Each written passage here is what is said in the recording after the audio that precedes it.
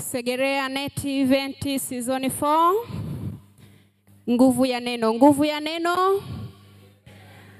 Asante sana mtazamaji wa Segerea Adventist Media, ambapo tunakukaribisha tena katika siku nyingine ya pekee katika mikutano hii ya kipekee ambayo inakujia kupitia ukurasa wetu wa Segerea Adventist Media pamoja na Mahubiri TV.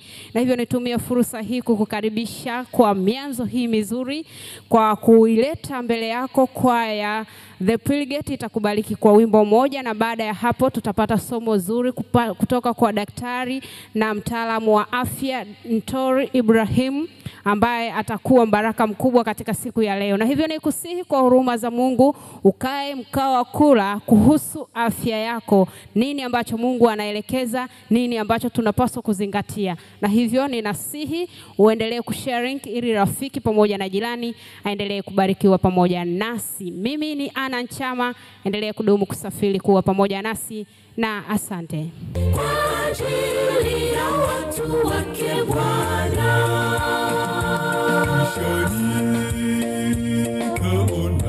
mji mpya ukishuka toka mbinguni, umepambwa tayari kwa ajili ya watu wake Bwana.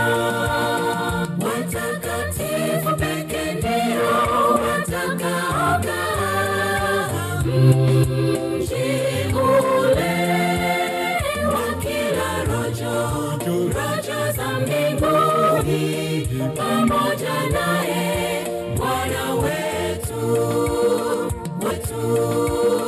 Watakatifu pekee ndio watakaokaa mji ule wa kila rojo za mbinguni, pamoja naye Bwana wetu.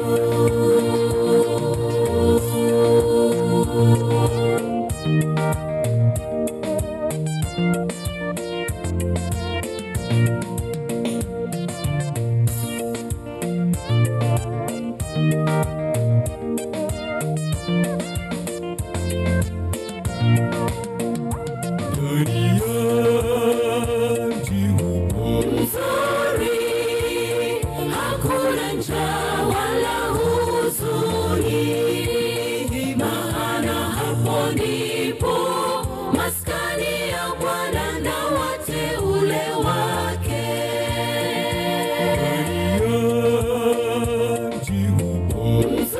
Nzuri, hakuna njaa wala huzuni, maana hapo ndipo maskani ya Bwana na wateule wake. Watakatifu pekee ndio watakaokaa mji ule wa kila rojo za mbinguni, pamoja naye Bwana wetu. Watakatifu pekee ndio watakaokaa mji ule wa kila rojo za mbinguni, pamoja naye Bwana wetu.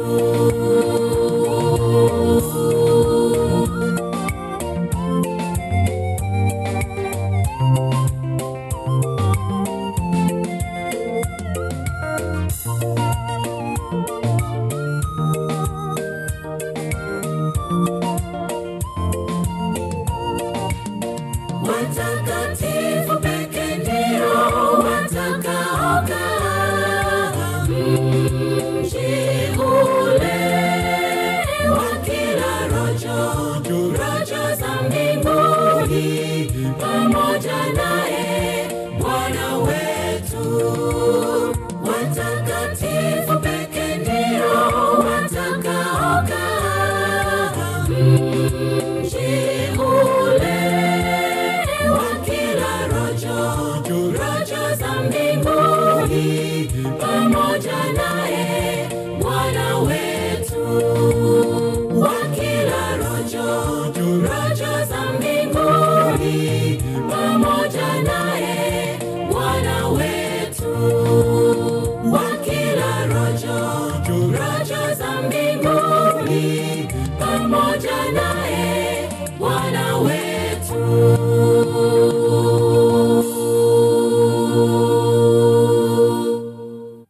Bwana Yesu asifiwe. Bwana ni mwema na wakati wote. Basi nichukue nafasi hii kuwakaribisha wote kwenye somo maalum, somo la afya, ambalo litakuwa ni somo mojawapo ya mfululizo wa masomo ambao utajifunza katika muda wa kipindi chote cha majuma haya ya mahubiri ya Net Event. Na kabla tujaomba, ni hekima na busara kumkaribisha Mwenyezi Mungu atusaidie kuweza kulielewa hili somo zuri la siku ya leo. Tufume macho tuombe. Asante Mungu kwa kuwa unatupenda, unatujali na umetupatia fursa kukutana pamoja na kujifunza somo la afya. Naomba katuongoze likawe na maana kwetu, likatupe uelewa mpana juu ya miili yetu na kutujenga katika afya zetu. Naamini tutakuwa pamoja nasi kwa kupitia jina la mwanao Yesu Kristo. Amen. Leo ni siku ya pekee sana, na kwa sababu ni siku ya kwanza ya mfululizo wa masomo haya ambayo tutajifunza kwa pamoja, ni vizuri tujenge msingi. Ni vizuri tujenge msingi wa masomo yanayofuata. Tutakuwa na masomo mengi sana. Tutakuwa na masomo kuhusu miili yetu, lakini pia tutajifunza juu ya habari ya lishe, lakini pia tutakwenda kuhusu magonjwa mbalimbali ambayo yanaathiri miili yetu. Wiki hii tutajifunza juu ya chanzo cha mwanadamu, lakini jinsi mwili unafanya kazi. Tutakuwa na somo la lishe kuanzia siku ya kesho, lakini baada ya kumaliza series ya lishe tutaanza kujifunza juu ya habari ya magonjwa mbalimbali, na hasa katika kipindi hiki nitaweka mkazo juu ya magonjwa ambayo ni ya kudumu ama magonjwa yasiyoambukiza, kwa sababu ni magonjwa kwa asilimia kubwa wengi wetu tunaweza tukajikinga nayo kulingana na staili za maisha. Sasa somo letu la kwanza la leo nimelipa kichwa cha somo kinachosema mwili wa binadamu. Ni vizuri tukaufahamu mwili wa binadamu kwa sababu kuna vitu vingi vinaongelewa kwa mtaani. Nimesikia mpaka kuna watu wanatibu magonjwa ambayo ni ya kimaumbile. Mtu amepata bawasiri, mtu anakuambia ukinywa dawa fulani utapona. Sasa tukiufahamu mwili ulivyo, itakuwa rahisi kuweza kuelewa magonjwa yanavyotokea na jinsi ya kuweza kuyadhibiti. Labda kwa utambulisho, mimi ni daktari bingwa, ni daktari wa magonjwa ya ndani na naitwa Daktari Ntori Abraham. Na neno la Mungu linasemaje kuhusu mwili wa mwanadamu? Kwa sababu lazima tuangalie mwanadamu mwili ulitoka wapi. Ukisoma kitabu cha Zaburi 139 mstari 14 anasema, nashukuru kwa kuwa nimeumbwa kwa jinsi ya kutisha na ya ajabu, matendo yako ni ajabu na nafsi yangu yajua sana. Huyu ni mwandishi anasema baada ya kutafakari na kujipima, akagundua kwamba mwili wake una vitu vya ajabu ambavyo anashindwa kuvielezea, na mwisho akaja kukiri kwamba anamshukuru Mungu kwa kuwa amemuumba. Kwa kumbe mwili wa mwanadamu umeumbwa na Mungu. Labda tuangalie kitabu kingine kiweze kuthibitisha hili. Kitabu cha Mwanzo sura ya 1 mstari wa 27 anasema, Mungu akaumba mtu kwa mfano wake. Kumbe mwili wangu na mwili wako ni matokeo ya kazi ya mikono ya nani? Kazi ya mikono ya Mungu. Lakini kitabu hiko cha Mwanzo sura ya 2 mstari wa 7 anasema, Bwana Mungu akamfanya mtu kwa mavumbi ya ardhi. Kumbe ni Mungu ndiye ambaye alichukua mavumbi ya ardhi na akatengeneza, tena anasema kwa mfano wake. Kwa kumbe hata mimi nafanana na Mungu. Hili jambo la kustaajabu, lakini Mungu ndiye aliyeutengeneza mwili wa mwanadamu, na maandiko yanatuthibitishia hiyo ukienda kwenye madhehebu ama imani tofauti tofauti. Kwa miili yetu si ajali kama wengine wanavyosema. Wengine wanasema tulikuwa nyani. Sasa tunajiuliza, hivi nyani wa siku hizi hao wamechangamka, mbona wabadilike kuwa wanadamu? Kwa sababu kama kuna nyani huwa wanabadilika kuwa wanadamu, hawa wa siku hizi mbona wabadilika? Kwa hiyo hii ni nadharia mbalimbali zinaelezewa na wanasayansi mbalimbali, lakini maandiko yanatuthibitisha kwamba sisi ni asili ama ni kazi bora ya sanaa ya Mwenyezi Mungu ambaye ametuumba. Na huyu Mungu aliumba kila seli, kila mfumo, kila kiungo katika miili yetu kwa mfano na maajabu yake mwenyewe. Na hata wakati mwingine sisi kama wanataalamu na wanasayansi tunaweza kushindwa kuelezea jinsi Mungu alivyoumba. Sasa Kwenye kuelezea mwili wa mwanadamu vizuri ili tuweze kupata kuelewa, tunaanza katika chembe ya msingi kabisa. Mwili wa mwanadamu unaelezewa katika chembe msingi na chembe ndogo ambayo inaitwa seli. Wote tuseme seli. Kwa seli ndio chembe ndogo kabisa ya uhai katika mwili wa mwanadamu. Kwa kama leo nikichukua mwili wako nikaanza kuuchambua, nikatafuta chanzo kidogo cha msingi kabisa, nitakutana na hii kitu kinaitwa seli. Sasa seli ndani yake ina vitu kadhaa. Sitavisema vyote, lakini naomba niseme kitu kimoja kinaitwa kiini, ama kwa Kiingereza kinaitwa nucleus. Ndani ya seli ya mwanadamu kuna chembe ndogo ama sehemu ndogo ya hiyo seli inaitwa nucleus ama kiini, ambacho hicho kinashikilia taarifa muhimu. Yaani kama ingekuwa ni mwili wako, ndani ya seli ni kama kufananisha mwili wako sehemu ya ubongo. Ubongo si unaamua uende uamke, ulale, uweze kuona, uweze kunyanyua mkono. Sasa ndani ya seli kuna sehemu ndogo inaitwa nucleus. Humo ndani ndipo kuna taarifa za kuweza kudhibiti tabia na mwenendo wa seli. Lakini twende mbele zaidi, ndani ya nucleus kuna kakitu kadogo kanaitwa vinasaba. Hivyo ndivyo vinavyobeba taarifa za kufanya mimi nifanane na baba yangu, mimi nifanane na mama yangu, nikitembea nifanane na baba yangu. Kwa ndani ya seli kuna sehemu ndogo ambayo yenyewe inaitwa vinasaba, ambayo inabeba taarifa za kurithi kutoka kizazi kimoja kwenda jingine. Naamini mmenielewa kuhusu seli. Okay. Kama nimeeleweka kuhusu seli, kuna seli nyingi ndani ya mwili wa mwanadamu, lakini wengi mnajua damu. Ndani ya damu kuna seli kadhaa. Kuna seli nyekundu ambayo kazi yake ni kuchukua hewa iliyo safi kutoka sehemu moja ya mwili na kupeleka sehemu nyingine. Lakini pia kuna seli nyeupe. Ninapopata magonjwa, seli nyeupe yenyewe inakwenda kupambana kama vile walivyo wanajeshi wakipambania taifa lao, na ndivyo miili yetu ilivyoumbwa na seli nyeupe ambazo unapopata ugonjwa ama wadudu wameingia mwilini, zenyewe zinapambana kama vile walivyo wanajeshi. Lakini pia kuna seli ambazo zinatengeneza misuli yako. Lakini pia kuna seli za mfumo wa fahamu, zinanisaidia mimi kuwa nikikanyaga chini niweze kuhisi nimekanyaga. Lakini pia kuna seli za ngozi ambazo zikijumuishwa zinatengeneza ngozi. Lakini pia kuna seli za kubeba uzazi wa mtu. Yaani leo tunaposema huyu ni mwanamke, huyu ni mwanaume, ni matokeo ya mkutano wa seli kadhaa. Inaweza ikawa ni seli X na Y zimekutana, ama ikawa ni seli X na X zimekutana ili kutengeneza jinsia fulani. Kwa hiyo hata mimi ninavyokuona hapo, wewe ni matokeo ya seli. Kuna baba yako alitoa seli na mama yako alitoa seli zikakutana, na ndio tunaona hapa wewe umekaa unatuangalia, ama ni mmoja wetu. Kwa kama zilikutana aina ya seli ya X na Y, mama alitoa X, baba akatoa Y, tunapata mtoto wa kiume. Lakini baba akitoa X na mama akatoa X, ndipo tunapopata mtoto wa kike. Kwa seli ni kitu cha muhimu sana kwenye mwili wa mwanadamu. Sasa baada ya kuziona seli zinapokuwa nyingi za aina moja, zinatengeneza kitu kinaitwa tissue. Kitu kinaitwa nini? Haya maneno napenda kuyatumia kwa sababu yatanisaidia napoanza kufundisha kuhusu magonjwa. Baada ya seli nyingi kuwa pamoja, yanatengeneza tissue. Yanatengeneza nini? Tissue. Tissue ni kitu cha muhimu sana. Kwa hiyo hii ngozi yangu ni matokeo ya seli kadhaa kukutana pamoja zikatengeneza tissue ya nje inaitwa epithelium, ambayo baadaye ndio mnaita ngozi.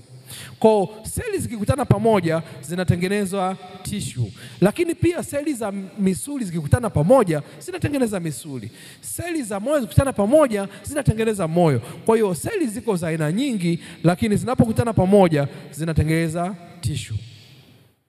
Baada ya kuona tissue sasa, tissue kadhaa zikikutana pamoja zinatengeneza kiungo. Zinatengeneza nini? Kiungo. Kwa hiyo ngozi yangu mimi ni kiungo sasa.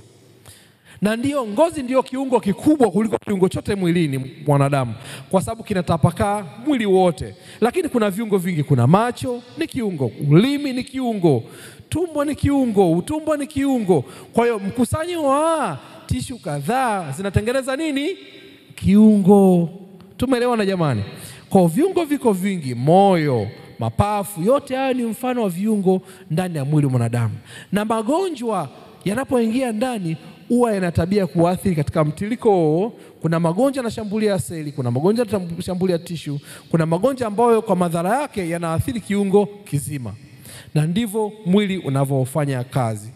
Kuna kiungo kingine cha figo. Si mnafahamu figo jamani? Inatusaidia kuchuja uchafu, inatusaidia kutengeza mkojo na kadhalika. Lakini pia kuna tumbo ambalo linasaidia kumeng'enya chakula kwa kufanya katika ufanisi wa hali ya juu. Lakini pia kuna ubongo ambao pia ni kiungo. Kwa hiyo tumesema zikikutana pamoja tengeneza kiungo. Sasa viungo kadhaa vinavyofanya kazi pamoja, vikikutana pamoja vinakwenda mbali, vinatengeneza mfumo. Vinatengeneza nini jamani? Kwa mnaweza mkaona tulipoanza kule. Kwa viungo vikikutana, kwa mfano mfumo wangu wa hewa ni muunganiko wa viungo kadhaa. Mfumo wangu wa chakula ni muunganiko wa viungo kadhaa. Kwa mfano mfumo wa chakula tu ambao kila mmoja anaweza kanielewa kwa urahisi. Mfumo wa chakula una viungo kadhaa. Una mdomo, si ndio jamani? Una meno ambayo yanatafuna, si ndio jamani? Kuna ulimi ambao unazungusha chakula ili kiweze kulowesha na mate vizuri. Lakini kuna matezi ya mate ambayo kazi yake ni kuzalisha mate maji ambayo yanafanya chakula kiweze kushikana vizuri. Kuna koo ambalo linahamisha chakula sasa kutoka kwenye mdomo kwenda kwenye tumbo. Tumbo hapo ni kiungo kingine ambalo pia tumbo linazalisha tindikali ambayo inaua vimelea, lakini pia inatengeneza mazingira ya kuchakata chakula vya jamii ya protini. Lakini pia kama na bakteria bahati mbaya walipita kukutana na hiyo tindikali kwenye tumbo, wanauawa. Lakini baada ya tumbo kuna utumbo mdogo. Baada ya utumbo mdogo kuna utumbo mkubwa. Alafu kuna njia ya haja kubwa ya kujisaidia. Kwa huo muunganiko wa viungo vyote vinatengeneza mfumo wa nini? Mfumo wa chakula. Lakini pia na mfumo wa damu ambao mfumo wa damu wenyewe unaunganika moyo, lakini pia unaunganisha mishipa ya damu. Kwa huo ni muunganiko wa viungo kadhaa ambao vinatengenezea mfumo wa damu. Kwa mfumo ni matokeo ya muunganiko wa viungo kadhaa. Mmenielewa jamani? Nimeeleweka? Okay. Baada ya kuona hii mifumo, na mifumo iko mingi, kuna mfumo wa upumuaji, kuna mfumo wa usafirishaji damu, kuna mfumo wa umeng'enyaji wa chakula, lakini pia kuna mfumo wa neva, kuna mfumo wa misuli na kadhalika. Lakini pia kuna mfumo wa kinga ambao unasaidia kupambana dhidi ya magonjwa mbalimbali. Kuna mfumo wa hormones ambao ni mfumo muhimu sana ambao ukiathirika unaweza ukashindwa hata kuzaa. Lakini pia ukiathirika utapata magonjwa mbalimbali, mojawapo ikiwa ni ugonjwa wa kisukari. Ugonjwa wa kisukari ni matokeo ya kushindwa kufanya kazi kwa mfumo wa hormone ambao ni mfumo mojawapo wa mwili wa mwanadamu. Lakini pia kuna mfumo wa uzazi ambao ukiwa na shida napo unaweza usiweze kupata watoto. Kwa mfumo uko mpana sana. Sasa sisi tumeumbwa kwa ajabu na kwa maksudi. Maisha yetu yote na ufanisi wa viungo vyote na mifumo yote ambayo nimeelezea ni kazi ya mikono ya Mwenyezi Mungu. Kitabu cha Matendo 17:28, kwa kuwa ndani yake tunaishi, tunakuwako na kutembea. Kwa hiyo Mungu kwa uwezo wake anatusaidia seli zetu, viungo vyetu, tishu zetu zifanye kazi kwa ufanisi. Kwa bila yeye hata hii miundombinu ambayo tunao ndani yetu haitaweza kuwa na ufanisi unaotakiwa. Kitabu cha Ayubu 31:15 anasema si yeye aliyeniumba tumboni mama yangu, ndiye yeye aliyekuumba wewe pia. Kwa hata Ayubu anakiri kwamba Mungu ndiye aliyotengeneza viungo vya miili yetu. Mungu anajua kila kitu ndani ya miili yetu, hata nywele zetu. Mimi leo siwezi kuhesabu nywele za mtu nikajua ni ngapi. Hata uwe na nywele nyingi kiasi gani, Mungu anajua nywele moja moja kwa sababu ndiye aliyetuumba. Na Mathayo 10:30 inatuambia hivyo. Zaburi inatuambia hivi, kabisa ukuona mifupa yangu ilipoumbwa kwa siri, nilipotengwa kwa ustadi ndani ya tumbo la mama yangu. Kwa hiyo hata Zaburi anakiri kwamba sisi ni matokeo ya kazi ya Mungu. Tafakari ifuatayo: kila seli, kila tishu, kila kiungo ni kazi ya mikono ya Mungu. Tumeumbwa kwa hekima, mpangilio, kwa kusudi maalum. Kila mmoja wetu hapa Mungu amemweka kusudi maalum duniani na amempatia vitu vyote hivi kwa kusudi maalum. Miili yetu ni chombo cha kumtukuza Mwenyezi Mungu. Kwa hiyo katika ile hali ambayo Mungu ametuumba ya kufanana naye, aliumba ili tuweze kutimiza kusudi maalum katika ulimwengu huu. Na ndio maana Waefeso 2:10 nasema, kwa maana sisi tu kazi yake, tuliumbwa katika Kristo Yesu kwa matendo yaliyo mema. Kwa kila mmoja wetu Mungu alimuumba katika kazi ya mikono yake, akitamani tuweze kutimiza malengo yake hapa duniani. Sasa siku ya kesho tutaona jinsi ya kuweza kuutunza mwili. Leo tumeona msingi kamili wa mwili wa mwanadamu. Siku ya kesho tutaona hatua ya kwanza ili tuweze kuwa na miili iliyo bora. Ni vyakula gani tuweze kuvitumia kwa ufanisi na kwa ufasaha na kwa ubora na kwa kiwango kilicho sahihi, ili tuweze kuwa na miili ambayo itakuwa na ufanisi mkubwa, yenye tija, isiyo na magonjwa. Mungu atubariki sana kutafakari kuhusu somo letu la leo kuhusu mwili wa mwanadamu na jinsi ulivyotengenezwa na muunganiko wake mpaka tunapata vile unavyoonekana wewe. Kama unavyoonekana, tumesema kuna seli, baada ya seli tukasema kuna nini? Kuna tissue, baada ya tissue tukasema kuna nini? Kuna viungo, baada ya viungo tukasema kuna nini?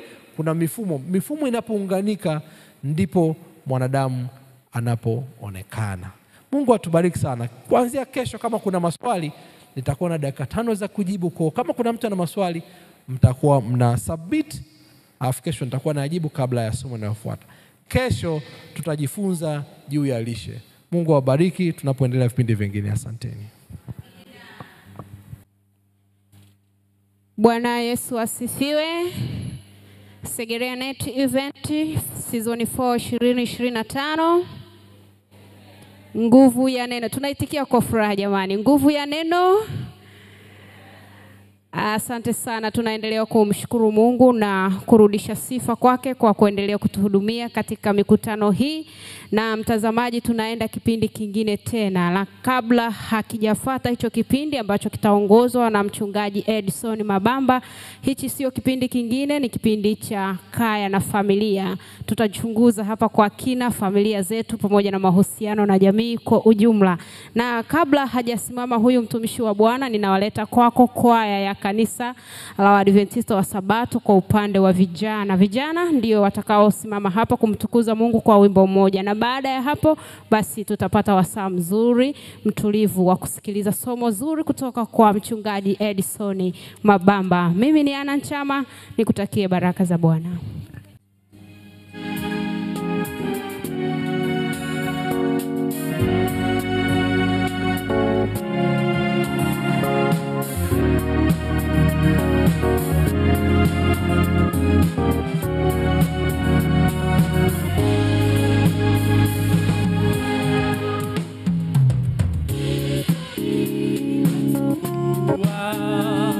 Kila siku twasogea tukimuomba Mungu atusaidie, hatuwezi kulingana tunapobadilishwa. Roho fanya kazi kwa namna tofauti.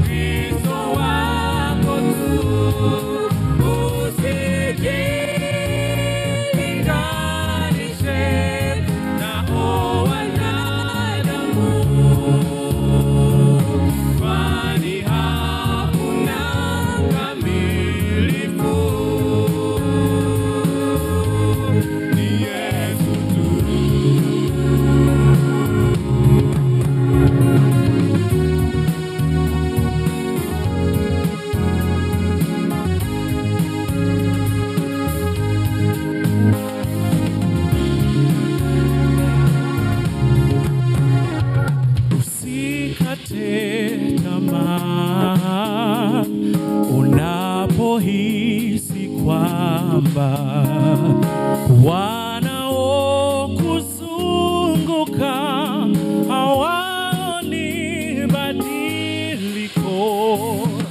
Ni Yesu pekee anayejua hitaji lako, atakubadilisha hatua kwa hatua. Wewe na yule hamuwezi kufanana, jinsi anavyowainua.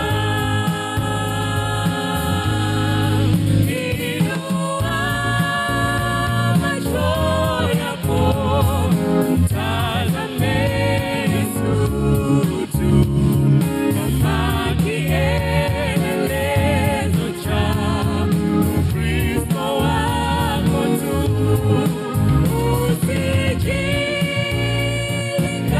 Usijilinganishe nao wanadamu, kwani hakuna mkamilifu. Yesu tu. Inua macho yako, mtazame Yesu tu, kama kielelezo cha Ukristo wako tu.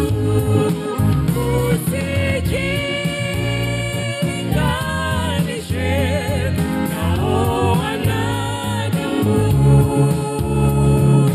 kwani hakuna mkamilifu. Yesu tu. Inua macho yako, mtazame Yesu tu, kama kielelezo cha Ukristo wako tu. Usijilinganishe nao wanadamu, kwani hakuna mkamilifu. Yesu tu.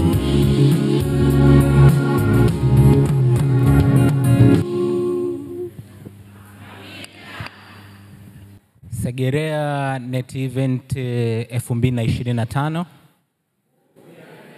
Nguvu ya neno.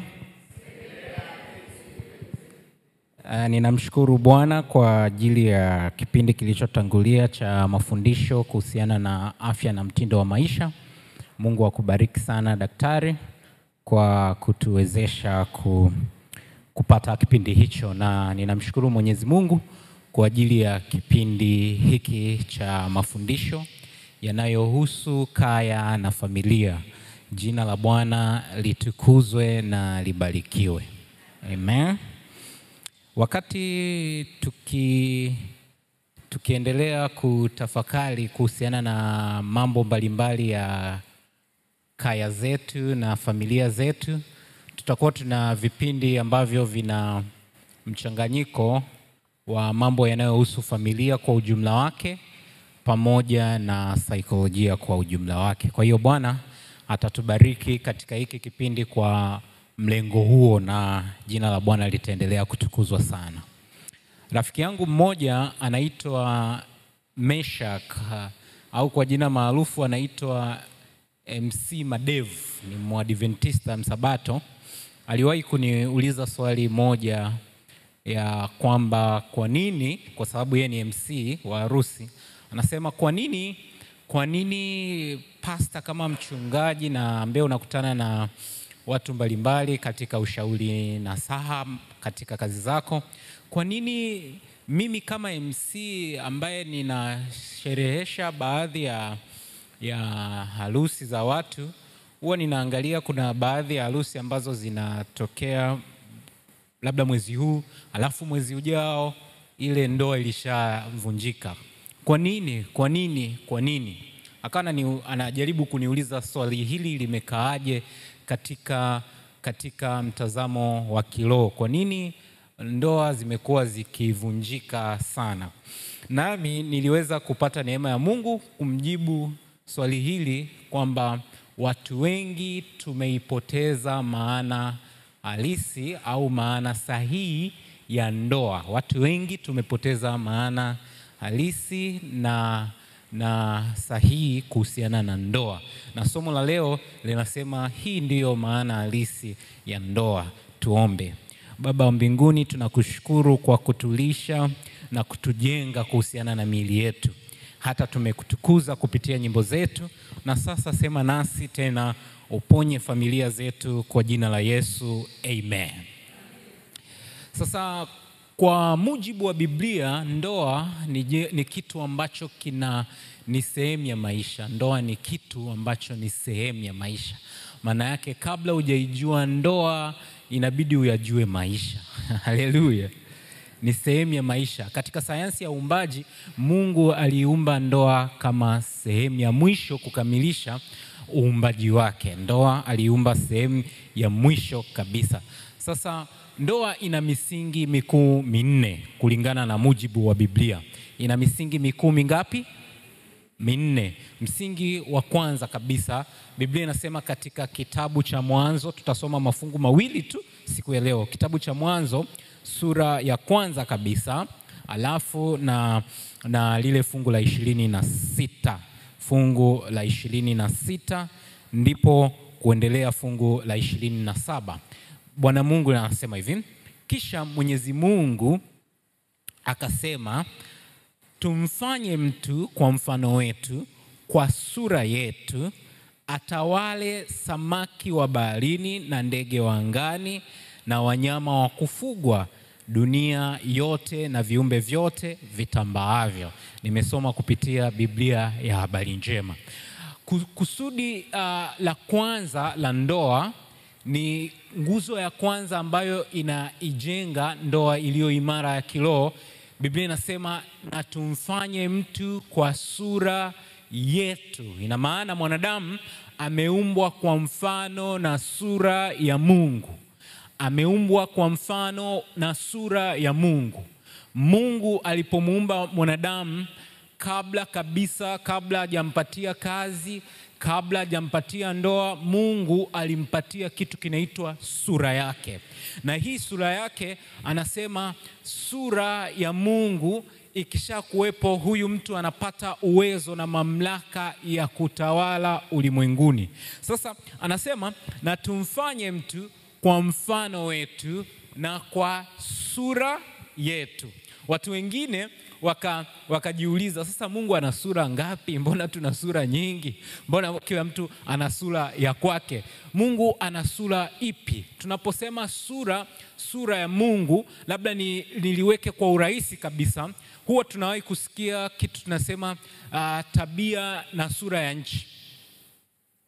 Tumewahi kusikia kitu kama hicho? Sura na tabia ya nchi. Sura ya Mungu imejikita katika tabia ya Mungu, na tabia ya Mungu kuu ni upendo ndani yake. Upendo ndani yake ndiyo tabia ya Mungu, na huu upendo unaanza kwanza kuugundua tu kuanzia hapa, kwamba Mungu anasema na tumfanye mtu kwa mfano wetu, kwa sura yetu, ili na yeye akatawale. Yaani Mungu amejitoa kabisa, sio binafsi. Ana upendo kiasi kwamba anatamani kiumbe chake kifanane na yeye. Hakuna Mungu yoyote duniani ambaye anaweza akatamani ya kwamba kiumbe kifanane na yeye. Kama miungu mingine yote inapenda kujiweka sehemu ya juu, lakini Mungu hapa tabia yake anajishusha, ambayo ni upendo usio na kifani. Anasema na huyu mwanadamu akatufananie, akafanane na sisi, akawe na sura yetu, akawe na mfano wetu. Kwa hiyo nguzo ya kwanza ambayo inajengwa kuifanya ndoa kuwa imara ni upendo, na upendo huu tutaenda kuangalia kwa siku zijazo, upendo wa Mungu ambavyo jinsi ulivyo. Kwa hiyo ina maana kusudi la kwanza la ndoa ni kushiriki upendo na mwenzi wako. Amen. Kama ambavyo Mungu alishiriki na sisi upendo kwake kwa kutuumba kwa mfano wake tufanane na yeye ili sisi pia tukawe watawala kama yeye. Kwa hiyo yeye alishiriki upendo wake kwetu. Na ndio maana katika kitabu cha waraka wa kwanza wa Yohana sura ya 4 fungu la 8 anasema yeye asiyependa hajamjua Mungu kwa sababu Mungu ni upendo. Yeye asiyependa hajamjua Mungu kwa sababu Mungu ni nini? Ni upendo. Kwa hiyo wajibu wa kwanza kabisa, msingi imara wa ndoa iliyo imara ni kushiriki upendo. Huko mbele tutaenda kuangalia hata utofauti wa kwa nini huyu anaambiwa penda zaidi, huyu anaambiwa tii zaidi. Lakini wote wanapewa kusudi la kupenda. Hata kuna tafasiri ambazo zimekuwa zikitofautisha ambazo zimetumika huko duniani ya kwamba eti wajibu wa mwanamke si kupenda tu. Wajibu wa mwanamke ni kutii tu, ni katika kutii tu. No, katika upendo pia ni wajibu wa mwanamke, na ndio maana hapa inasema yeye asiyependa. Kwa hiyo kupenda ni sifa ya mwanadamu kamili. Haleluya. Yaani hata kabla hujaingia kwenye ndoa, sifa ya mwanadamu kamili anapaswa apende. Haleluya. Na yeye asiyependa hajamjua Mungu. Hajasema mwanaume asiyependa. No, yeye mwanadamu yote. Na ndio maana Yesu akasema amri mpya ninayowapa penda. Kwa hiyo upendo hauna cha jinsia. Tutaangalia huko kwa nini sasa huyu anaambiwa apende zaidi, huyu atii zaidi. Amen. Kwa hiyo nguzo ya kwanza ili kuifanya ndoa imara ni kuaksi upendo wa Mungu. Haleluya. Na upendo wa Mungu ni upendo usiobagua, upendo ambao hujivuni, upendo usio na malalamishi, upendo unaovumilia, upendo ambao hautakabali. Hiyo ni nguzo ya kwanza ya ndoa iliyo imara. Nguzo ya pili ya ndoa iliyo imara ni Biblia inasema katika Mwanzo sura ya 2 fungu la 18. Hilo ndio fungu la mwisho ambalo tutasoma siku ya leo. Biblia inasema Bwana Mungu akaona si vyema mtu huyu awe peke yake. Bwana wetu Yesu asifiwe. Ili tuwe na ndoa imara, kwanza tuichukue ndoa kama wazo la Mungu. Bwana Mungu ndiye aliona si vyema Adam awe peke yake. Hakuwa Adam ambaye aliona si vyema yeye awe peke yake. Ilitoka kwa Mungu. Haleluya. Bwana Mungu ndiye aliona si vyema Adam awe peke yake. Awe peke yake. Akasema Mungu kwanza ndio aliona uhitaji wa Adam kuwa na mwenzi. Kwa hiyo Mungu ndiye aliona upungufu wa Adam. Leo hii ndoa zinaweza zisiwe imara kwa sababu tumekuwa na msukumo wa kwetu binafsi. Adamu hakuwa na msukumo binafsi, isipokuwa msukumo huo ulikuwa wa Mungu. Lakini pia tumekuwa tuna misukumo ya kijamii, misukumo ya kijamii. Wazazi huhimiza watoto wao kuoa, ni jambo zuri, lakini wengi pia wameweza kuangukia huenda kwenye mahusiano yasiyo mazuri ya ndoa kwa sababu ya pressure ya wazazi, pressure ya jamii, pressure ya watu wengine. Unasikia ya kwamba unapoona wenzako wamepiga hatua katika hali ya mahusiano, unapata pressure na unajiona kwamba umechelewa, unajiona ya kwamba uko nyuma, unajiona kabisa hujatimiza wajibu wa maisha. Lakini nikwambie, pressure hii haikumpata mwanadamu, pressure hii ilimpata Mungu.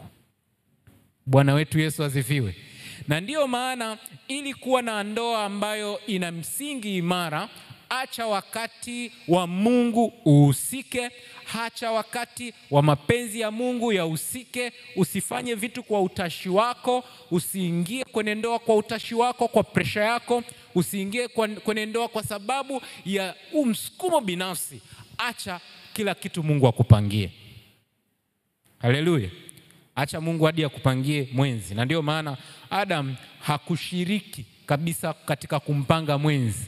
Adam alipewa usingizi mzito alipewa usingizi mzito, na kama mchungaji nitaidefine hiyo ni wakati mzuri wa kusali, ni wakati mzuri wa kutulia. Adamu alipofumbua macho yake baada ya maombi, baada ya kufumbua macho yake, anakutana na mwanamke kutoka kwa Bwana.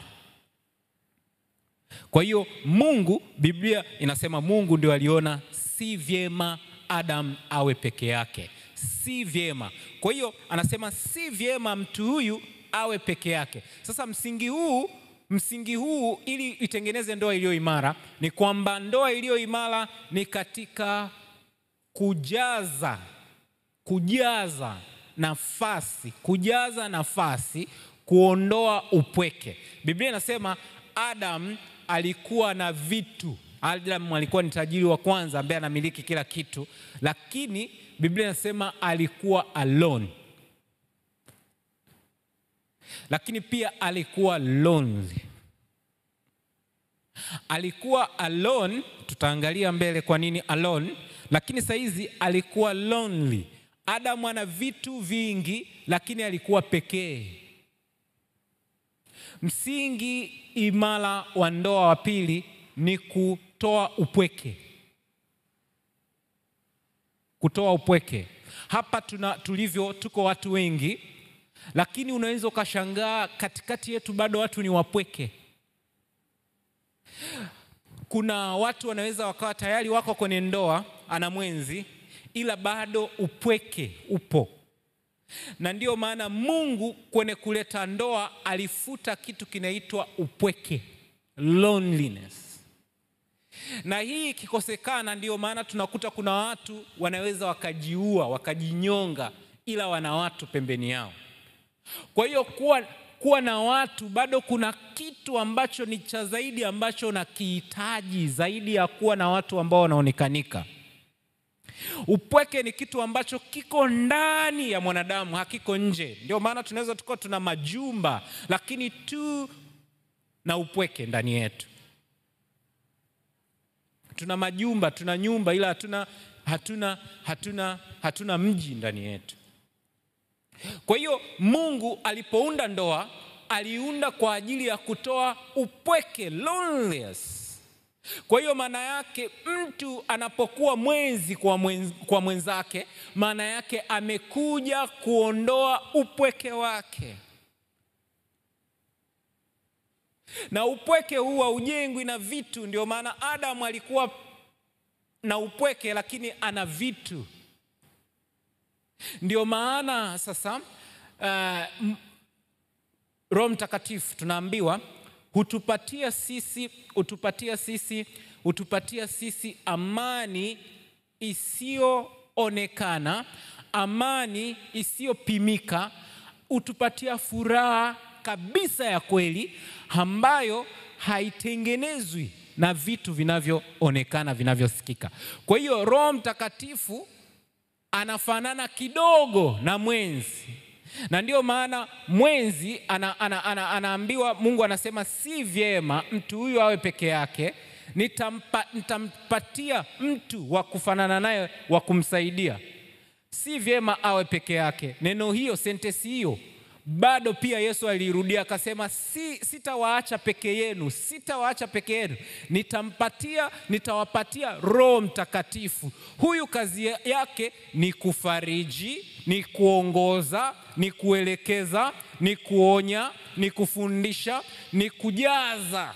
Anasema sitawaacha peke yenu, nitawapatia Roho Mtakatifu. Sentensi hiyo Mungu ndo alisema si vyema nitawapatia mwenzi. Maana yake mwenzi huyu anayepaswa kuwepo hapo pia anapaswa kujaza. Bwana wetu Yesu asifiwe. Sasa ndio unajiuliza, je, utaondoa upweke wa mtu? Usiende kwenye ndoa, kwenye mahusiano kwa kuongeza namba tu, kwa kutoa hali ya ndani ya upweke. Nguzo ya tatu inasema si vyema mtu huyu hawe peke yake, nitamfanyia msaidizi. Nguzo ya tatu inajikita katika kusaidia. jambo la kusaidia. Maana yake msingi imara wa ndoa, unapokuwa kwenye ndoa, kwenye maisha ya ndoa, maana yake umeumbwa hapo kama kusaidia. Hapa tujagawa bado majukumu, bado tujagawa ya mwanamke, lakini cha kwanza kabisa ni kusaidia. Kwamba wewe mwanaume unamsaidiaje huyu mke wako katika kusudi aliyopewa na Mungu? Wewe mwanamke unamsaidiaje huyu mume wako katika kusudi aliyopewa na Mungu? Bwana wetu Yesu asifiwe. Yes, makusudi ya Mungu yanaweza yakawafanya watu yakawa tofauti ndani. Ukisoma kwenye Yohana 8 fungu la 2 utagundua kuna wanandoa wamoja ambao walitofautiana makusudi. Mwingine ni wakili, mwingine yeye ni mwinjilisti.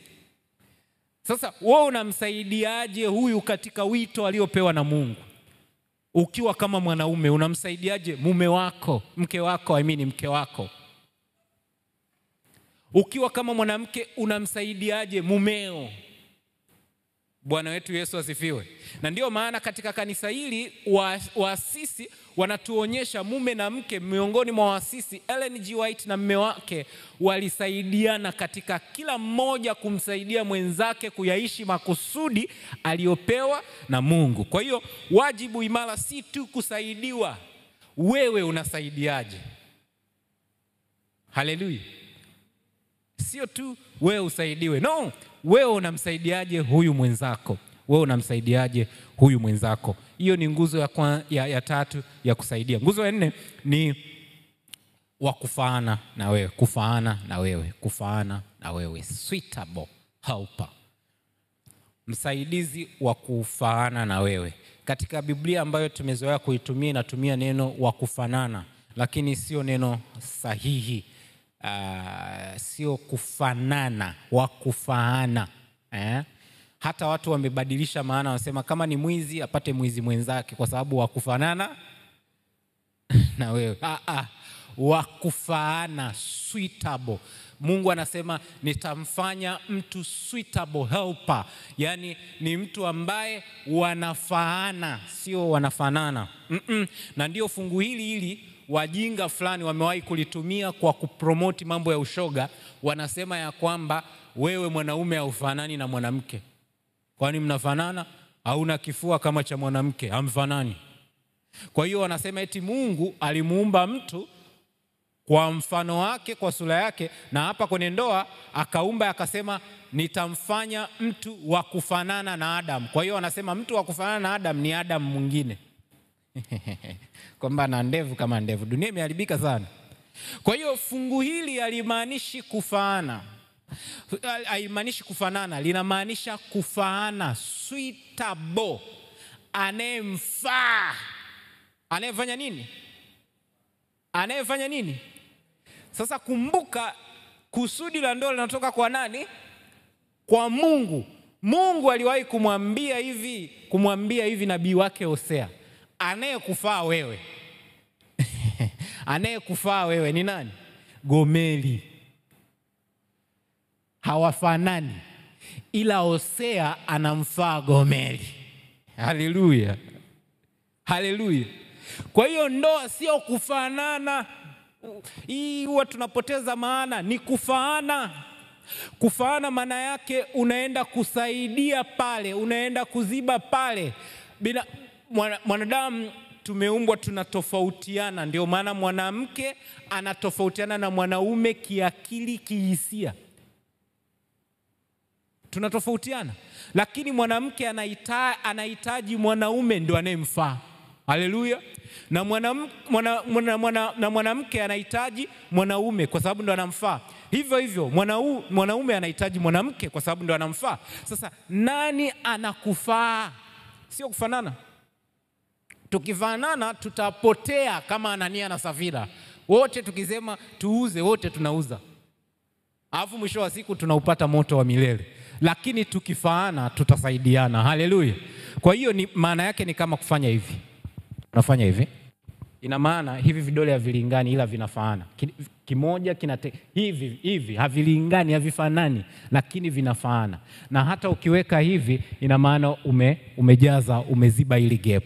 Kwa hiyo misingi imara ambayo inaweza ikatengeneza ndoa imara ni kwamba ndoa ina sura ya Mungu, upendo wa Mungu. Ndoa huondoa upweke. Ndoa huleta usaidizi. Ndoa huleta kufaana. Na hilo ndiyo neno la Bwana. Mungu atubariki. Bwana Yesu asifiwe kanisa. Segerea Net Event Season 4. Nguvu ya neno. Asante sana, mmeitikia kwa upendo mpaka nimefurahi mimi mwenyewe. Mungu awabariki. Mtazamaji, ninakushukuru kwa kuendelea kudumu kuwa pamoja nasi. Umetoka kumsikiliza mchungaji Edison Mabamba akisisitiza upendo kwa kila mtu. Jamani, wale mnaosema fulani na fulani au watu fulani ndio wanaruhusiwa kupenda, tumesikia. Sidhani kama ni kweli. Kwa hiyo Mungu ametufundisha hilo katika siku ya leo. Basi kwa mara nyingine tena niendelee kukukaribisha. Tutakuwa na kwaya kanisa ambayo itapita hapa kukubariki kwa wimbo mmoja, na mara tu baada ya kwaya watapanda praise team kwa wimbo mkuu wa mkutano, wimbo nambari 52. Na mara tu baada ya huo wimbo, basi mtumishi wa Mungu yule ambaye mbingu zimemchagua ndani ya majuma haya mawili, mwinjilisti 6bet Telugwa, atakuja na somo zuri linalosema nguvu ya neno. Fungu kuu ni Zaburi 107 na lile fungu la 27. Endelea kufuatana pamoja nasi kupitia Segerea Adventist Media pamoja na Mahubiri TV. Ninashukuru pia kwa rafiki wewe ambaye umechagua Segerea Adventist Media. Ninaamini hautapungukiwa na Mungu hata kuacha. Ni lazima tutabarikiwa katika mikutano hii. Mungu akubariki, endelea kudumu kuwa pamoja nasi.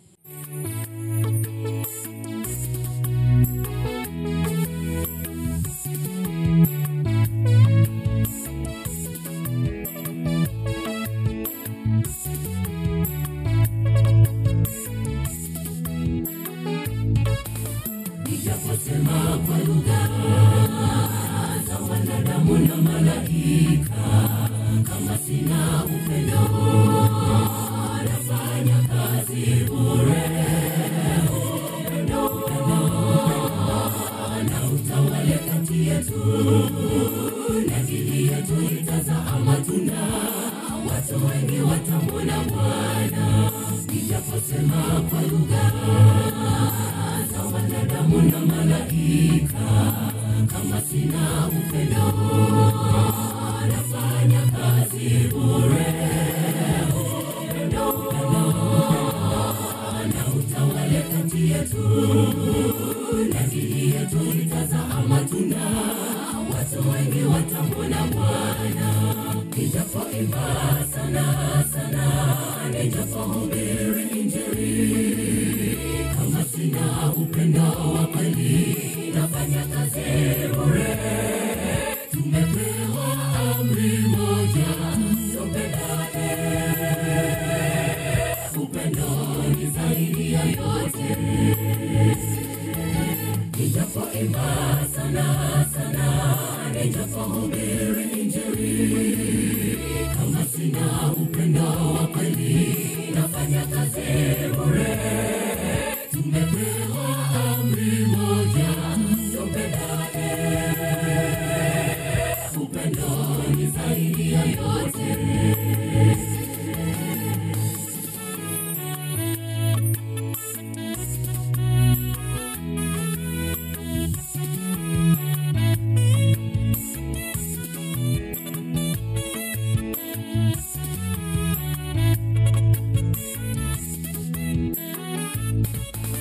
Wengi wetu wapotea, chanzo upendo kukosekana, hawana tumaini na wamerudi nyuma.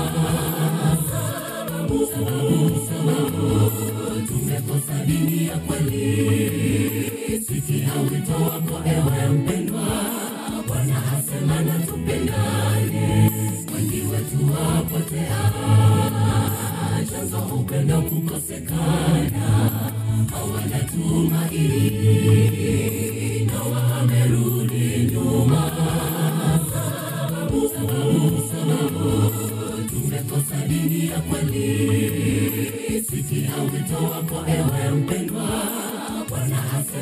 tupendane. Nijapoimba sana sana, nijapohubiri Injili, kama sina upendo wa kweli, nafanya kazi bure. Tumepewa amri moja, tupendane. Upendo ni zaidi ya yote. Nijapoimba sana sana, nijapohubiri Injili, kama sina upendo wa kweli, nafanya kazi bure. Tumepewa amri moja, tupendane. Upendo ni zaidi ya yote. Nijapoimba sana sana, nijapohubiri Injili, kama sina upendo wa kweli, nafanya kazi bure. Tumepewa amri moja, tupendane.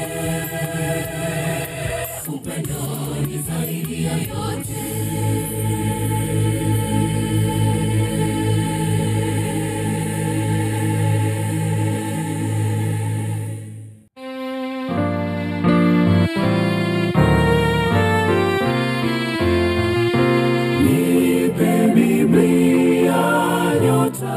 Furaha wapate nuru wasafirio, hakuna la kuzuia amani, kwani Yesu alituokoa.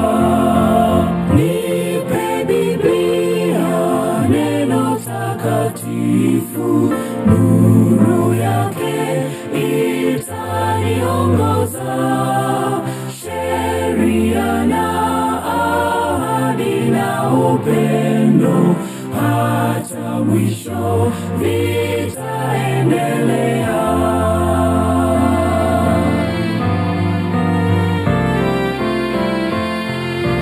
Nipe Biblia nihuzunikapo, ikinijaza moyoni dhambi. Nipe neno zuri la Bwana Yesu, nimwone Yesu Mwokozi wangu. Nipe Biblia, neno takatifu, nuru yake itaniongoza, sheria na ahadi na upendo, hata mwisho vitaendelea.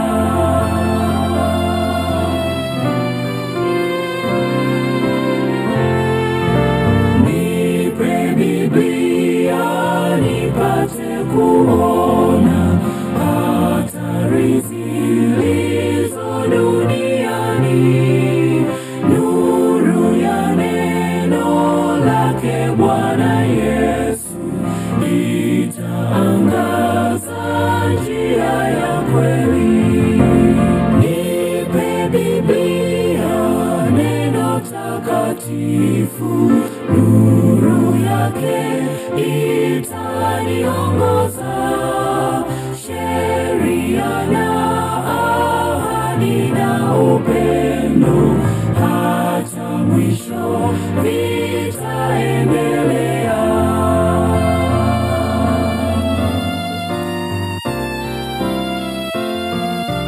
Nipe Biblia, taa ya maisha, mfariji tunapofiliwa, unionyeshe taa ya mbinguni, nione utukufu wa Bwana.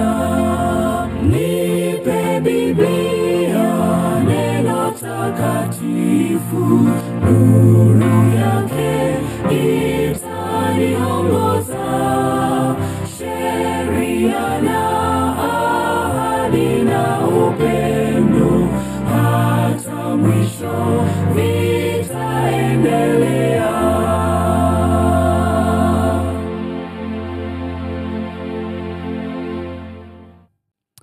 Segerea Net Event Season 4. Nguvu ya neno. Ninawakaribisha jioni ya leo katika mahubiri haya ambayo yameanza tangu jana na yatadumu kwa majuma mawili. Nishukuru ndugu zetu ambao wanatufuatilia kupitia Mhubiri TV, kupitia Bukerebe TV, lakini pia kupitia Segerea Adventist Channel. Mungu awabariki. Kujulisha rafiki yangu wewe ulioko mahali sehemu mbalimbali ya kwamba katika majuma mawili haya tutakwenda kufunua nguvu ya neno la Mungu. Lakini pia tutakuwa na huduma za maombi na maombezi. Tutaombea watu katika kanisa hili la Waadventista Sabato Segerea lililoko katika upande huu wa Temeke. Wale wanaotokea Kariakoo au Kigamboni, panda magari yanayokwenda Segerea, fika Segerea mwisho, uliza kanisa la Waadventista wa Sabato. Na wale wanaotokea maeneo ya Kibaha, njoo mpaka Mbezi. Ukifika Mbezi, panda magari yanayokwenda Segerea, shuka kituo cha mwisho kabisa, uliza kanisa la Waadventista wa Sabato Segerea. Katika mikutano hii tuna timu kubwa ya wainjilisti. Ikiwa wewe ni mgonjwa, huenda unaugua au unauguliwa, waweza kuandika hapo kwenye comment ya kwamba unapatikana wapi, na timu tulio nayo ya wainjilisti tutakutembelea mahala ulipo, tutakuja kuomba na wewe. Jamani, Bwana Yesu asifiwe sana. Lakini pia tutaombea waliofungwa na nguvu za giza. Katika nyakati hizi za mwisho, shetani ametumia muda mwingi kufunga watu. Wengine amewafunga matumbo wasipate watoto, wengine amefunga uchumi wao, wengine amefunga fahamu zao, wengine amefunga kila kitu, shetani amefunga. Katika mikutano hii, nguvu ya neno la Mungu itakwenda kufungua vilivyofungwa. Haleluya. Lakini kubwa zaidi, mwisho wa mikutano hii tutabatiza watu. Jamani, Bwana asifiwe sana. Tutawabatiza watu, kuwafanya watu wawe na ushirika na Yesu. Tutabatiza watu, kuwafanya watu wawe na ushirika na Yesu. Na hivyo rafiki yangu, popote pale ulipo, ikiwa uko Marekani, ikiwa uko Kongo, ikiwa uko Mwanza, Msoma, na popote pale ambapo mnatufuatilia, waweza tu kufuatilia mahubiri haya. Mwisho tafuta kanisa la Waadventista wa Sabato uweze kwenda useme, mimi nimefuatilia mahubiri haya kupitia katika channel hizo nilizozitaja, Mhubiri TV, Segerea Adventist Channel, lakini pia rafiki yetu Bukerebe TV kutoka pale Bunju. Mungu awabariki sana. Wapo rafiki zetu ambao tayari wamefungua vituo. Jamani, Bwana asifiwe sana.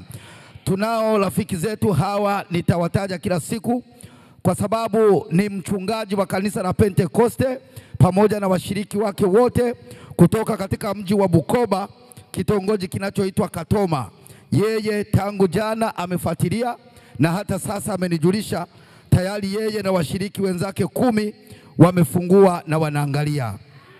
Lakini pia katika kanisa langu ninakotoka pale Nzasa, Mungu awabariki sana.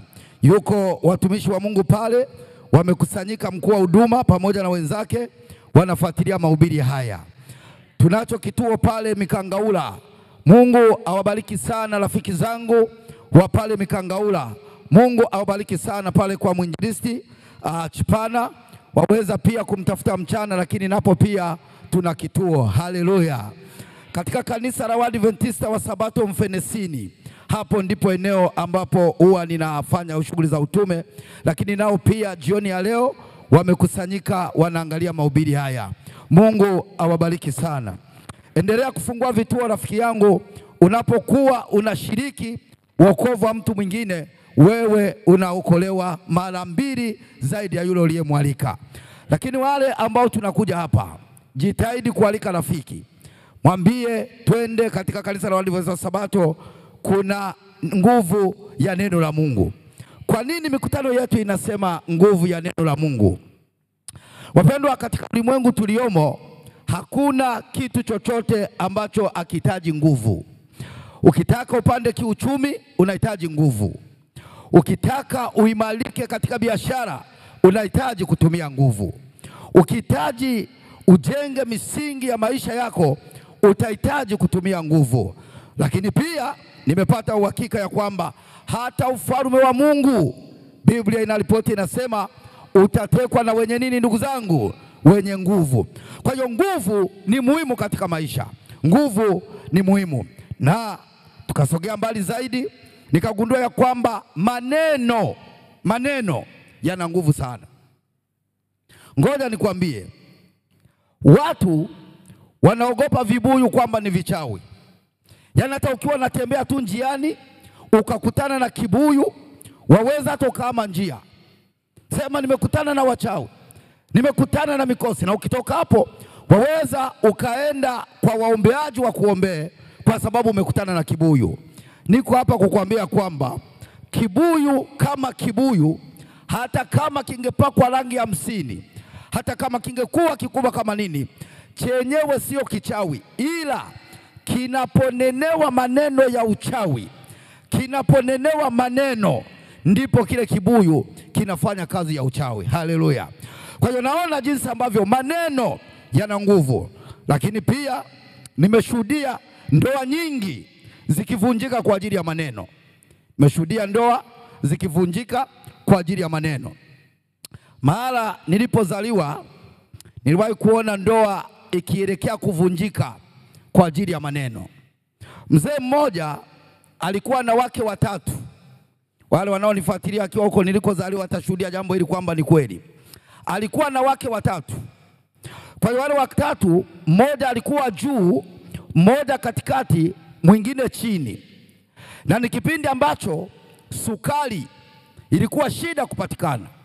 Ikiingia kwenye duka la kijiji, wanaanza kugawana kwanza, wale wenye share wanagawana, alafu ndipo wananchi wanaanza kuambiwa, na ilikuwa na kipimo maalum. Wanakuambia kwamba wewe yani sukari ilikuwa inategemea una familia kubwa kiasi gani. Bwana Yesu asifiwe sana. Wangapi walizaliwa kipindi hicho? Kumbe nina watu ambao hawajazaliwa zamani jamani. Haleluya. Kwa hiyo yule mzee, kwa kuwa alikuwa ni mwenyekiti wa kijiji, alikuwa na uhakika wa kupata sukari kila ikija. Sasa kwa nini nasema nguvu ya maneno? Ya kwamba maneno yanaweza kuvunja ndoa. Huyu wa katikati alikuwa ndiye mke mdogo. Bi mkubwa alikuwa upande wa juu na bi wa katikati anayefuatia alikuwa chini. Lakini huyu mzee hata alipokuwa zamu iko kwa mke wa pili, mchana anakuja kukaa kwa mke mdogo huyu wa katikati. Hata akiwa kwa mke huyu wa chini, lakini mchana na ndipo alikoweka ofisi ya kijiji kwa wanaomtafuta. Sasa huyu wa katikati ambaye alikuwa ni mdogo akatumia nguvu ya maneno kuvunja ndoa ya mwenzake. Akawa anaamka anakwenda kule madukani, kwenye duka la kijiji, anazunguka afanye kitu, lakini wakati wa kurudi anachukua mchanga, anaujaza kwenye mfuko, alafu anaufunika na baibui, anapita kwa yule mke mwenzake, anamwambia sukari ya safari hii ilikuwa ndogo sana, yaani badala ya kutupa kilo 2 anatupa kilo 1. Wakati huo mwenzake amekunywa uji bila sukari. Anakwenda, akifika njiani anatupa, anaendelea na maisha. Kesho baada ya wiki anapita, anasema jamani, hawa samaki, jamani samaki na wenyewe wamekuwa na shida. Yaani tu samaki wanakuja kidogo namna hii. Sasa wa sisi lakini amefunika na baibui. Anampita mwenzake kwa maneno. Huyu wakati huo amekula chakula na chumvi. Akifika kule mbele anatupa yale majani, anaendelea na maisha. Matokeo yake huyu ikafika hatua akakata tamaa. Sasa mama yangu alikuwa ni mwenyekiti wa vikundi hivi vya kina mama. Jamani, vikundi havijaanza leo.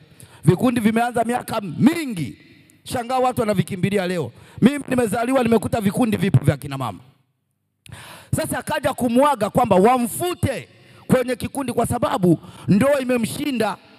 Anasema kwa nini? Anasema haiwezekani mimi kila siku nakunywa chai bila sukari, mwenzetu kila sukari ikija anapata. Alipomaliza kumwaga mama, akaenda kumwaga mke mwenzake wa kule juu kwamba mimi ndoa imenishinda. Sasa wakati anaaga, ikatokea tena akampitia mwenzake kwamba jamani, hivi mzee amewaletea sukari? Asema hajaleta. Anasema sijui na nyie atawaletea, maana mimi ameniita tangu asubuhi, nimekwenda nimechukua nusu tu. Wakati anamwaga ule mchanga pale kwenye kichaka chake, mama yangu kumbe alikuwa anamuona, akamuona. Kwa hiyo akaenda akamwambia yule anayetaka kutoka kwenye ndoa, akasema sikiliza, kesha usiondoke kwenye ndoa, akikupita we mfuatilie kwa nyuma uone anaendaga wapi. Kwa hiyo alipokuja akampita amefunika na baibui, anamwambia ametoka kuchukua sukari, akamfuata kwa nyuma, akamuona amefika kwenye kichaka, akamwaga ule mchanga, akaendelea na safari zake. Alipokwenda kuangalia, akakuta kumbe vyote vya miezi 7 vimemwagwa pale. Kilichotaka kuvunja ndoa ni nini? Maneno. Maneno. Lakini ngoja nikwambie, maneno yana nguvu. Wale ambao wamekuja Dar es Salaam zamani, pale shule ya Uhuru ilipojengwa sekondari ya Benjamin Mkapa, kulikuwepo na uwanja pale. Daradara zote zilikuwa zinaishia pale, za Kigogo, za Gongo la Mboto, za Temeke, zote zilikuwa zinaishia pale, za Shimo la Udongo, kila mahala. Lakini ndio ilikuwa sehemu ambapo watu walikuwa wanafanyia mazingaombwe.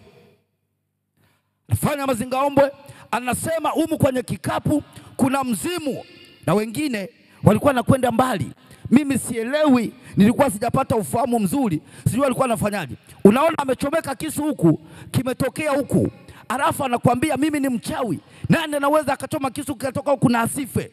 Sasa anasema ambaye anaweza aje ni mchome kisu. Na ukiangalia hapa sijui alikuwa anapaka tomato, mimi hata sielewi. Ukiangalia hapa damu zinachuruzika, huku zinachuruzika, sijajua ni mbinu gani ilikuwa inatumika. Jamani, Bwana Yesu asifiwe sana. Jamani, Bwana asifiwe. Sasa siku moja akasema humu kwenye hiki kikapu kuna mzimu. Huu mzimu unaongea, na mtu yeyote anayetia mkono mzimu unaweza ukamng'ata na akapotea milele. Ambaye anajijua ni jasiri aje atie mkono.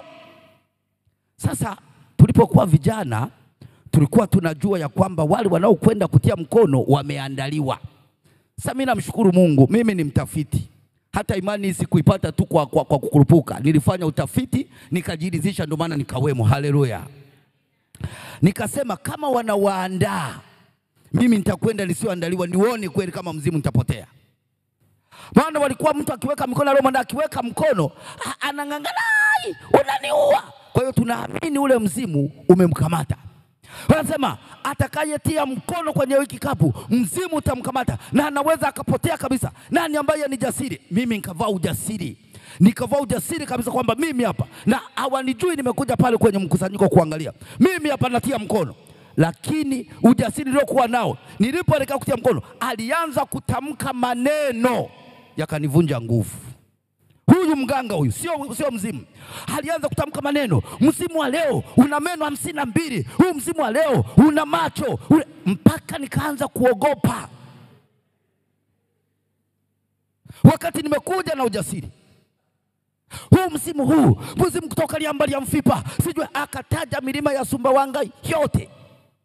Yani yale maneno yakanikosesha nguvu, matokeo yake nikashangaa mimi Bwana naogopa sana. Simeona. Lakini kilichonikosesha nguvu ni nini? Maneno. Wapendwa, watu wako hapa, maneno yamefunga duka lako. Maneno yamekuferisha mitihani.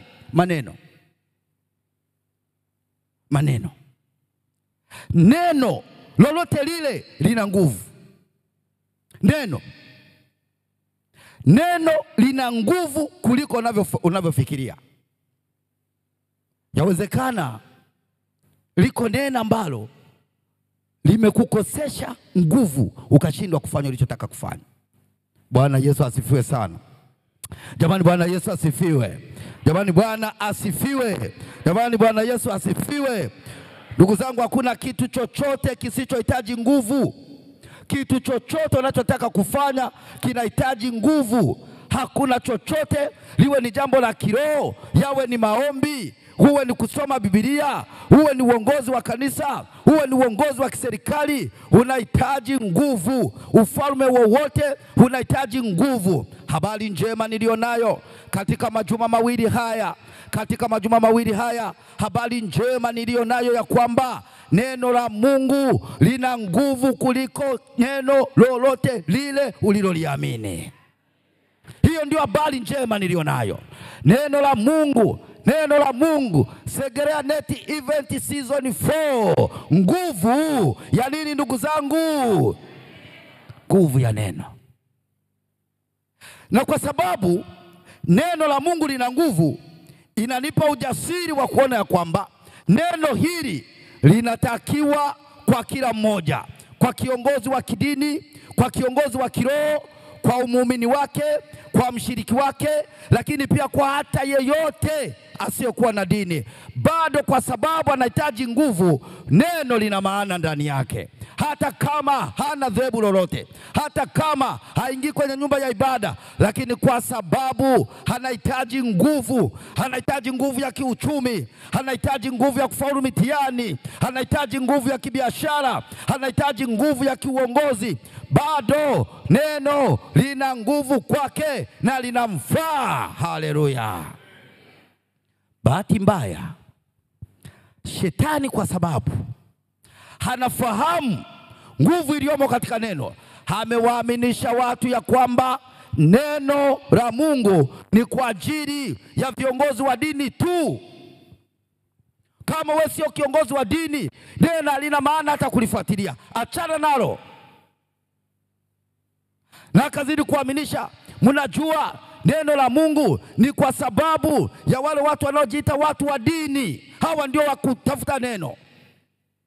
Wale ambao wanashinda makanisani, wale ambao wanashinda misikitini, hawa ndio wanapaswa walitafute neno, wajifunza habari ya neno. Rafiki yangu sikiliza, nazungumza na mtu ambaye huenda muda huu yuko kwenye kijiwe, anacheza puru, kwa sababu hata kucheza puru kunahitaji uwe na nguvu. Bado nahitaji neno la Mungu. Haleluya.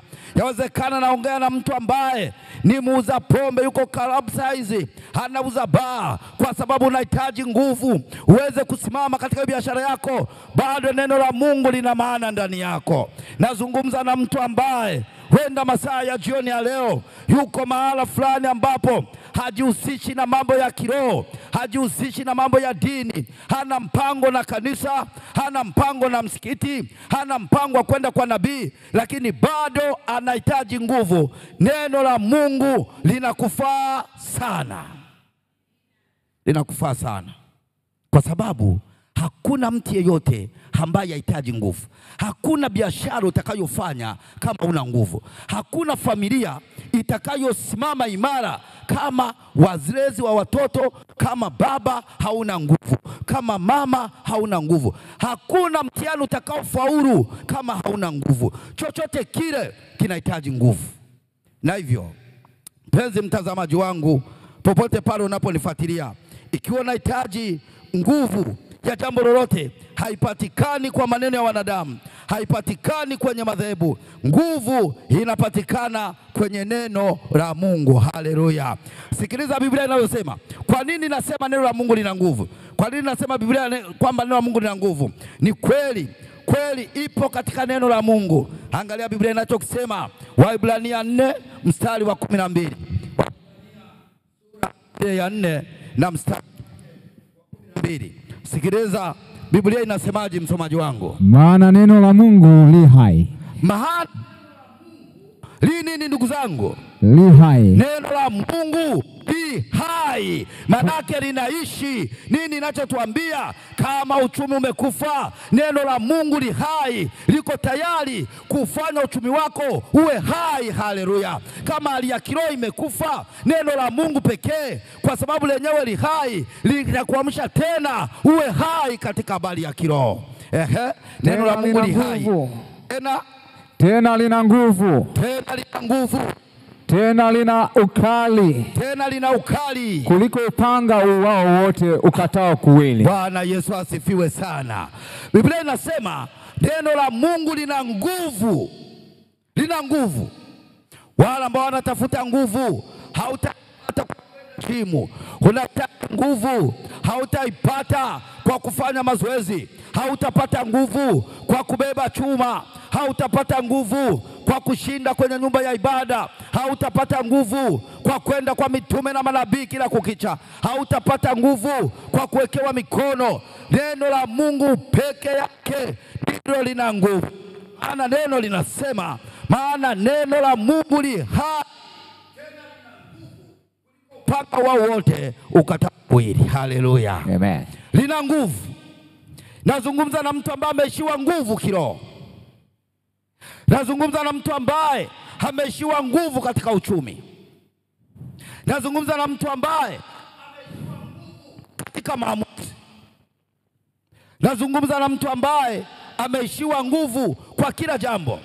Usihangaike kutafuta nguvu. Soma neno la Mungu. Haleluya. Neno la Mungu, Biblia inasema neno la Mungu lina nguvu kwa kila mwanadamu, sio kwa ajili ya Wakristo peke yao, sio kwa ajili ya waendao ibadani peke yao, sio kwa ajili ya Wasabato peke yao, sio kwa ajili ya Pentekoste peke yao, sio kwa ajili ya dhehebu fulani, bali ni kwa kila mmoja anayehitaji nguvu ya kusafiri kiroho, anayehitaji nguvu ya kuinuka kiuchumi, anayehitaji nguvu ya kusimamia familia, anayehitaji nguvu ya kupanda cheo, anayehitaji nguvu ya kushinda majaribu, anayehitaji nguvu ya kupambana na changamoto za ulimwenguni, anahitaji nguvu yeyote. Nguvu pekee ipo kwenye neno la Mungu. Bwana asifiwe sana. Ndio maana anasema, maana neno la Mungu li hai, tena lina nguvu, tena lina ukali kuliko upanga ukatao kuwili. Unajua, ngoja nikwambie kwa nini lina ukali kuliko upanga ukatao kuwili. Upanga ukatao kuwili ni kwamba ukipeleka huku unakata, ukirudisha huku unakata. Neno la Mungu ndivyo lilivyo, linakata kote kote. Unapolisoma linakata kwako naye lisoma, linakata na unayemsomea, linakata kwako naye lisimamia, linakata na anayesimamiwa. Haleluya. Amen. Linakata kwa mchungaji, linakata kwa muumini, linakata kwa askofu, linakata kwa washiriki, linakata kwa nabii, linakata kwa walio chini yake. Ndio maana anasema neno lako lina nguvu na lina ukali. Na kwa sababu lina ukali, likiaminiwa na mtu yeyote ambaye anahisi kwamba amerogwa, anahisi ya kwamba amefungwa na nguvu za giza, anaamini ya kwamba amekutana na mikosi, anaamini ya kwamba kuna kitu kimepotea, likiaminiwa na mtu yeyote, kwa sababu lina ukali, litasambaratisha. Haleluya. Amen. Litasambaratisha neno la Mungu. Lakini neno la Mungu linakutia uzima ndani yako. Uzima. Neno la Mungu lina nguvu ya kuwatia watu uzima.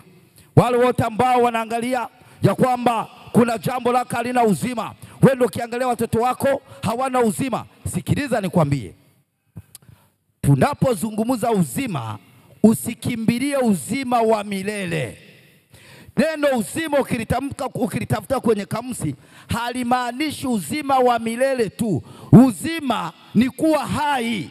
Chochote ambacho hakiko hai hakina uzima ndani yake. Naweza ukawa na ndoa, ndio mpo kwenye ndoa, wewe ni mke na mume, lakini hiyo ndoa haina uzima, maana mlishagawana na vyumba muda mrefu. Mtu akaya na familia atakuja kusema hapo. Unaweza ukawa na watoto lakini hawana uzima, maana walishakufa kiroho muda mrefu. Wapo ndio nao 5 6, lakini kama wanakuliza, yani ukiwatazama unalia, hauna uzima, hawana uzima. Unaweza ukawa na cheo lakini hakina uzima. Cheo unacho ndicho, lakini ukiangalia hata hicho cheo ulichokikalia, maisha nayo yaishi hayalingani na hicho cheo. Heshima ulionayo kwenye hicho cheo hailingani na aliyo chini yako. Maana yake hicho cheo chako hakina nini, ndugu zangu? Hakina uzima. Sasa neno lina nguvu ya kukutia uzima. Haleluya. Jamani, neno lina nguvu ya kukutia uzima. Ndio maana tukasema nguvu ya neno. Wapendwa, ngoja nikwambie jioni ya leo, acha kulisoma neno kwa lengo la kwenda mbinguni, na shetani ni mjanja sana. amewaacha watu wahangaike kutafuta nguvu, lakini neno walisome ili waende mbinguni. Amewaacha watu waende kwa waganga kutafuta nguvu ya ilizi, lakini neno walisome kwenda mbinguni. Unasema mjinsi, unasema kitu gani? Kuna watu wanahudhuria kwenye nyumba za ibada, kuna watu wanakesha kwenye mikesha, kuna watu wanakwenda kuombewa asubuhi na jioni, lakini inapofikia wanatafuta nguvu ya kusimama, wanapofikia tu wanataka kusimama kicheo, wanataka kupanda cheo, wanataka nguvu kwa wakubwa wao, wanakwenda kuzitafuta kwa kutumia ilizi. Maana yake nena anabakia kiongozi wake wa kiroho, anabaki amsaidie ili aweze kwenda mbinguni, lakini wakati wa kutafuta nguvu anakwenda kwa Kalimanzira. Haleluya. Jamani, Bwana asifiwe. Nataka nikwambie jioni ya leo, neno la Mungu linakutia uzima. Chochote ambacho kimekufa, ingiza neno la Mungu ili kipate uzima. Kitabu cha Yohana sura ya 6 mstari wake wa 63. Yohana sura ya 6 mstari wa 63. Soma msomaji wangu. Neno linasema roho ndio itiayo uzima. Roho ndio itiayo uzima. Roho ndio itiayo uzima. Mwili haufai kitu. Maneno hayo niliyowaambia ni roho. Sikiliza. Maneno hayo niliyowaambia ni nini ndugu zangu? Ni roho. Tena ni uzima. Haleluya. Maneno ya Mungu ni roho, lakini pia ni uzima. Ndio maana maisha yako ukiondolewa roho hauna uzima. Lakini neno la Mungu lina nguvu, maana ni roho na lina uzima ndani yako. Lina uzima kwa mtu ambaye amejaribu kuacha pombe imeshindikana, amejaribu kuacha dhambi fulani imeshindikana, amejaribu kusimama imara imeshindikana, amejaribu kusimama kiroho imeshindikana. Biblia inasema maneno ya Mungu ni uzima. Haleluya. Maneno ya Mungu ni uzima. Jioni ya leo ninakupendekezea maneno ya Mungu. Yawezekana umekosa uzima katika ndoa, yawezekana umekosa uzima kwenye biashara, yawezekana umekosa uzima mahali popote. Hautaupata kwa kutumia ilizi, hautaupata uzima kwa kutumia waumbaji, bali uzima utaupata katika neno la Mungu ambalo lina nguvu ya kukupatia uzima. Na ukisikia watu wanakwenda India, wanatumia gharama kubwa kwa matibabu, wanatafuta uzima. Ukiona mtu anahangaika anatafuta uzima, uzima unatafutwa kwa gharama. Kitaka kujua wewe ni mtu wa mambo ya dini, mambo ya kiroho, lakini upo katika kufa, uone uzima unavyotakiwa, alafu mtu akwambie kinachoweza kukupatia uzima ni lazima ukanywe damu ya mtu. Watu wanakunywa kutafuta uzima. Haleluya. Watu wanakunywa na anasema nimekunywa kwa sababu nilikuwa nakunywa dawa ili nipate uzima. Anapambania uzima. Biblia inasema maneno ya Mungu yana nguvu ya kukupatia uzima. Maana yake ni nini? Hata kama ni mgonjwa, maneno ya Mungu yana nguvu ya kukupatia uzima. Haleluya. Jioni ya leo ninakupendekezea neno la Mungu. Jioni ya leo ninakupendekezea neno la Mungu. Pale ambapo umekosa nguvu, pale ambapo umekosa uhai, tumia neno la Mungu. Hata Waswahili wanasema pasipo uzia penyeza nini? Rupia. Na mimi ninasema palipo na giza penyeza nini? Neno la Mungu. Haleluya. Kila mara penyeza neno la Mungu.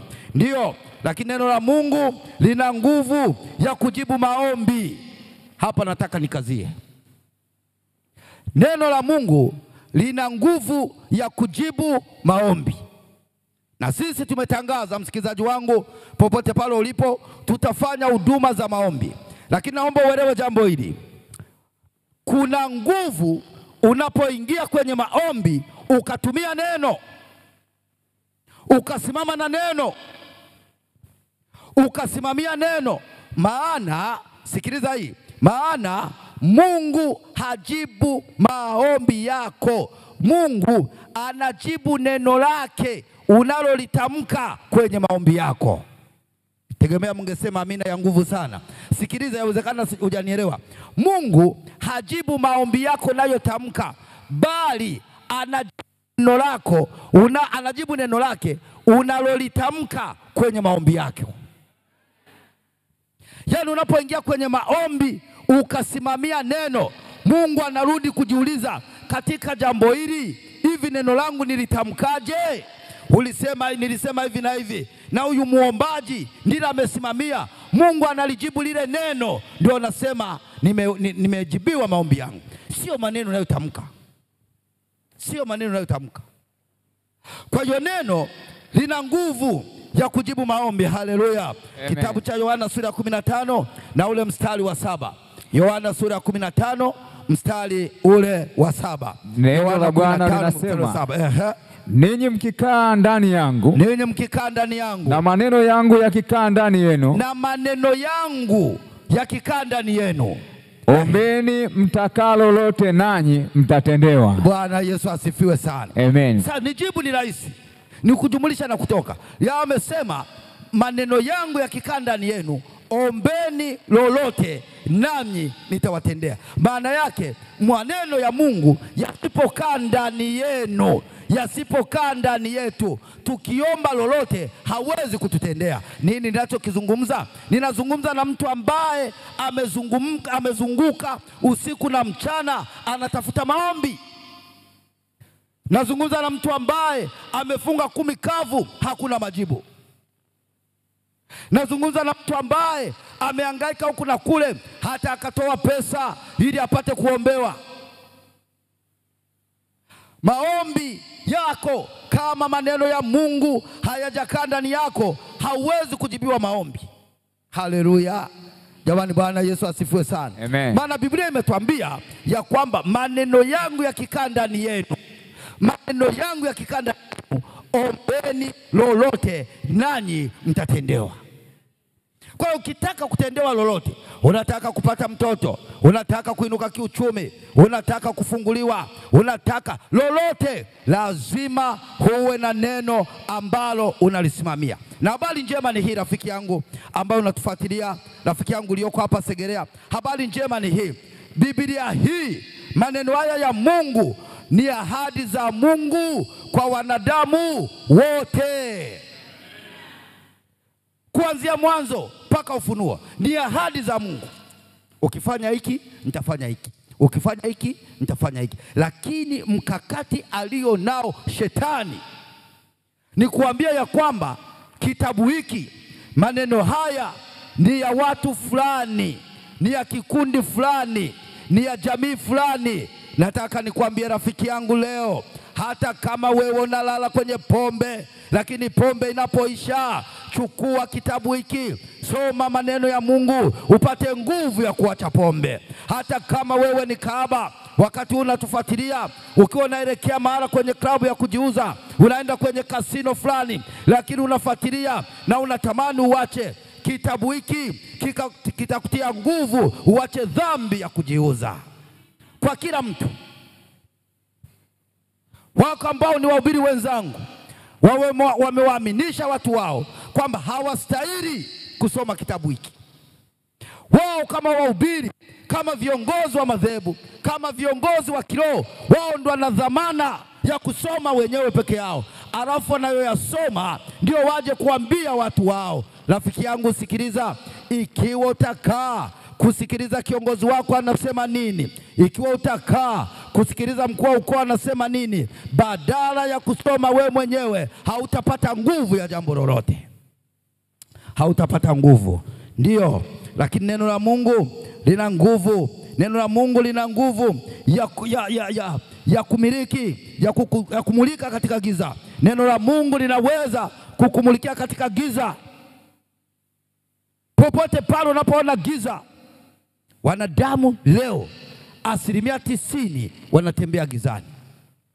Watu wamebarikiwa, wamemaliza shule, wana vyeti, lakini wako gizani. Na ukitaka kujua kwamba watu wakoje gizani, ukitaka kujua kwamba uko gizani au uko nuruni. Mfano huu, ukishaona mwanadamu uliyeumbwa kwa mfano wa Mungu, uko tofautisha na viumbe vyote. Inapofikia mwanadamu unajifananisha na mdoli wa dukani, yaani unanunua nguo au vazi lolote kwa kuangalia mdoli wa dukani uliouona, na ukafikiri ukinunua na wewe iwe ni kofia, lakini unaangalia mdoli ukafikiri na wewe uko kama mdoli. Hilo ni tangazo kwamba uko gizani, maana hata kujitambua hujitambui, na hivyo hautatoka gizani. Na hivyo nataka niwatie moyo ndugu zangu, ukiona mtu ambaye unaona anaishi maisha ambayo huenda ya kufurahishi, usimlaumu. Mwambie ya kwamba wewe upo gizani, unahitaji nuru, unahitaji mwanga, na hautaupata kwa kwenda kufunga tatu kavu, hautaupata kwa kuhudhuria vipindi vya maombi, hautaupata kwa kuwa karibu na mchungaji, hautaupata kwa kufanya chochote. Mwanga pekee utaupata kwenye neno la Mungu. Haleluya, Amen. Kwa hiyo neno lina nguvu ya kutumulikia katika giza. Neno lina nguvu ya kutumulikia katika giza. Kitabu kile cha Zaburi 119 mstari wa 105. Zaburi 119 mstari ule wa 105. Neno la Mungu lina nguvu ya kutumulikia katika giza. Ndiyo. Neno la Bwana linasema. Linasemaje? Neno lako ni taa ya miguu yangu. Neno lako ni taa ya miguu yangu. Na mwanga wa njia yangu. Na mwanga wa njia yangu. Hapa izungumziwi jambo la kiroho. Hapa inazungumziwa njia yoyote uliyoandika kwenye makaratasi, namna ya kupata ajira, namna ya kufungua biashara, namna ya kupanga watoto wa kuzaa, namna ya kutoka hapo ulipo, namna utakavyojenga nyumba, namna utakavyofanya. Anaposema mwanga wa njia, sio njia ya kwenda mbinguni tu. Mwanadamu katika maisha, chochote anachokifanya anahitaji njia. Haleluya. Bahati mbaya njia zote zimo gizani. Hiyo ndio bahati mbaya. Njia zote zimo gizani, na hivyo unahitaji mwanga. Unahitaji mwanga. Daudi anasema neno la Mungu ni taa ya kutumulikia gizani. Haleluya. Unajua, ngoja nikwambie rafiki yangu, unapomwambia mtu ambaye hajawahi kupata uzoefu wa kitu fulani, hawezi kukielewa. Kwa mfano, ukimwambia mtu kwamba ana giza baya, lakini amezaliwa Dar es Salaam, hawezi kujua madhara ya giza. Hawezi. Au amezaliwa katika taifa hili ndio, lakini miaka ya 2005 kuja huku juu, wakati umeme wa leo umesambaa, hawezi kujua madhara ya giza. Lakini nataka uvute hisia ya kwamba wale ambao wamezaliwa katika vijiji vya zamani, ambapo ulikuwa ukitembea gizani, hata kama ulipita mchana ukisiku ulikiona, lakini kwa sababu ya giza unakuja unakiamkia, au unaanza kutoka hapo, unataka kunizuia njiani, mpaka unakiamkia giza la namna hiyo. Huko tulikozaliwa ujue tumeamkia mpaka visiki. Jamani, haleluya. Tupo ambao tumezaliwa kwenye vijiji ambavyo yani giza likitanda paka kutoka hapa kwenda hapo utumie kizinga cha moto. Mimi nina kisa kimoja ambacho sitakisahau mpaka nazeeka, mpaka naingia kaburini. Giza liliwahi kukusanya kijiji kizima pale nyumbani kwetu. Giza. Watu wamechukua tenga la viazi, wameweka nyuma ya mlango, wamekwenda kupika. Ile wanarudi, wamemtanguliza dada aingie ndani akawashe kibatari. Anavyokwenda ndani, wamesahau kana kwamba wameacha tenga nyuma ya mlango. Dadangu alipokwenda akasukuma mlango. Aliposukuma mlango, kumbe nyuma ya mlango kuna tenga. Aliposukuma tenga, matenga vijijini yana tabia ya kusinyaa na kutanuka. Aliposukuma tenga likasinyaa, alafu likatanuka. Akaanza kupiga kelele kwamba ndani kuna mtu. Akapiga kelele za kutosha. Mama naye akaja, kuna nini? Akasema ndani kuna mtu amejificha nyuma ya mlango. Mama naye aliposukuma mlango, tenga likasinyaa, likatanuka tena, naye akaongeza kelele. Kaka yangu ambaye mwanaume anaaminiwa akaja na gongo apigane na mtu aliyoko nyuma ya mlango. Anauliza kuna, anasema nyuma ya mlango kuna mtu amejificha. Giza, maana dada ndiye alikuwa anakwenda ili awashe kibatari tuanze kuingia ndani. Haya, akaenda kaka yangu naye, kuna nini? Akachukua lile gongo akasukuma mlango, tenga likasinya, alafu likatanuka, na yeye akaongeza kelele. Wana kijiji wakakusanyika, maana ni giza. Nakumbuka mwenyekiti wa kijiji alikuja na gobole akaja nalo. Alipofika pale sema kuna nini? Wanasema kuna mtu, yani nilivyokuwa sasa, huyu mtu hivi kweli hata akija kujiongeza kwamba huyu mtu ambaye ugopi kelele ni nani? Aliposema kuna, anasema kuna mtu yuko nyuma ya mlango, akachukua kiuno cha gobole akasukuma ule mlango kwa fujo, tenga likasinya, likatanuka, na yeye akaongeza kelele na gobole lake. Kaongeza kelele. Giza. Wapendwa, usiombe maisha gizani. Usiombe maisha gizani. Alipoona vile akaharibu risasi akaharibu risasi 3 anapiga juu ili mtu atoke mle ndani. Hakuna. Akaja jasiri mmoja. Na unajua nyumba za vijijini rafiki yangu, mkifunga mlango wa mbele wote mnapitia wa nyuma, na madirisha ya vijijini ni ambao na yamefungwa na komeo ya msumari kwa ndani. Alipokuja jasiri mmoja ndio akasema kuna nini? Anasema kuna mtu nyuma ya mlango hataki kutoka. Na yeye kuna panga fulani zinakuwa ndefu hivi, na yeye akachukua akasukuma, tenga likasinya, alafu likatanuka, mlango ukarudi. Baadaye akaja jasiri mmoja akaenda akazunguka mlango wa mbele akavunja dirisha. Kijiji kizima kimekusanyika pale, wanapiga kelele, wanasema anaenda kuuawa, wanasema anakwenda kuuawa. Alipobomoa kuingia ndani ya nyumba, anakuta nyuma ya mlango kuna tenga. Kijiji kizima. Ni matokeo ya nini? Ya giza. Wapendwa, ndoa bila mwanga ipo gizani. Malezi ya watoto bila neno la Mungu ni malezi gizani. Ajira bila neno la Mungu ni ajira gizani.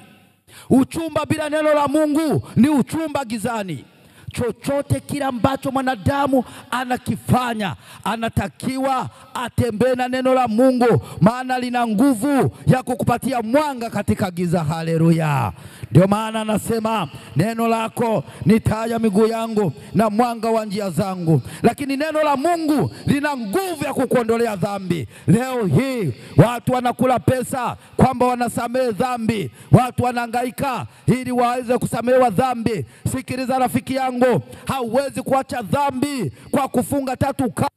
Dhambi haitaondoka kwa kushinda kanisani. Dhambi haitaondoka kwa kuungama kwa kiongozi wa kiroho. Neno la Mungu lina nguvu ya kukuondolea dhambi. Haleluya. Kitabu cha Zaburi 119 haya ya 11. Neno la Mungu lina nguvu ya kukuondolea dhambi. Ndiyo, Zaburi 119 mstari wa 11. Soma msomaji wangu. Neno la Bwana linasema. Linasemaje? Moyoni mwangu nimeliweka neno lako. Moyoni mwangu nimeliweka neno lako. Nisije nikakutenda dhambi. Haleluya. Amina. Unahitaji kuacha dhambi. Unajua, ngoja nikwambie, kuna watu wanafikiria kutembea wamefumba macho ndio kuacha dhambi. Mafarisayo walifanya hiyo kazi na hawakuacha dhambi. Matokeo yake waliishia kuwa na michubuko tu usoni. Wanatembea wamefumba macho asione dhambi, matokeo yake wanajigonga kwenye visiki, wanajigonga afu wanafikiri ndio utakatifu.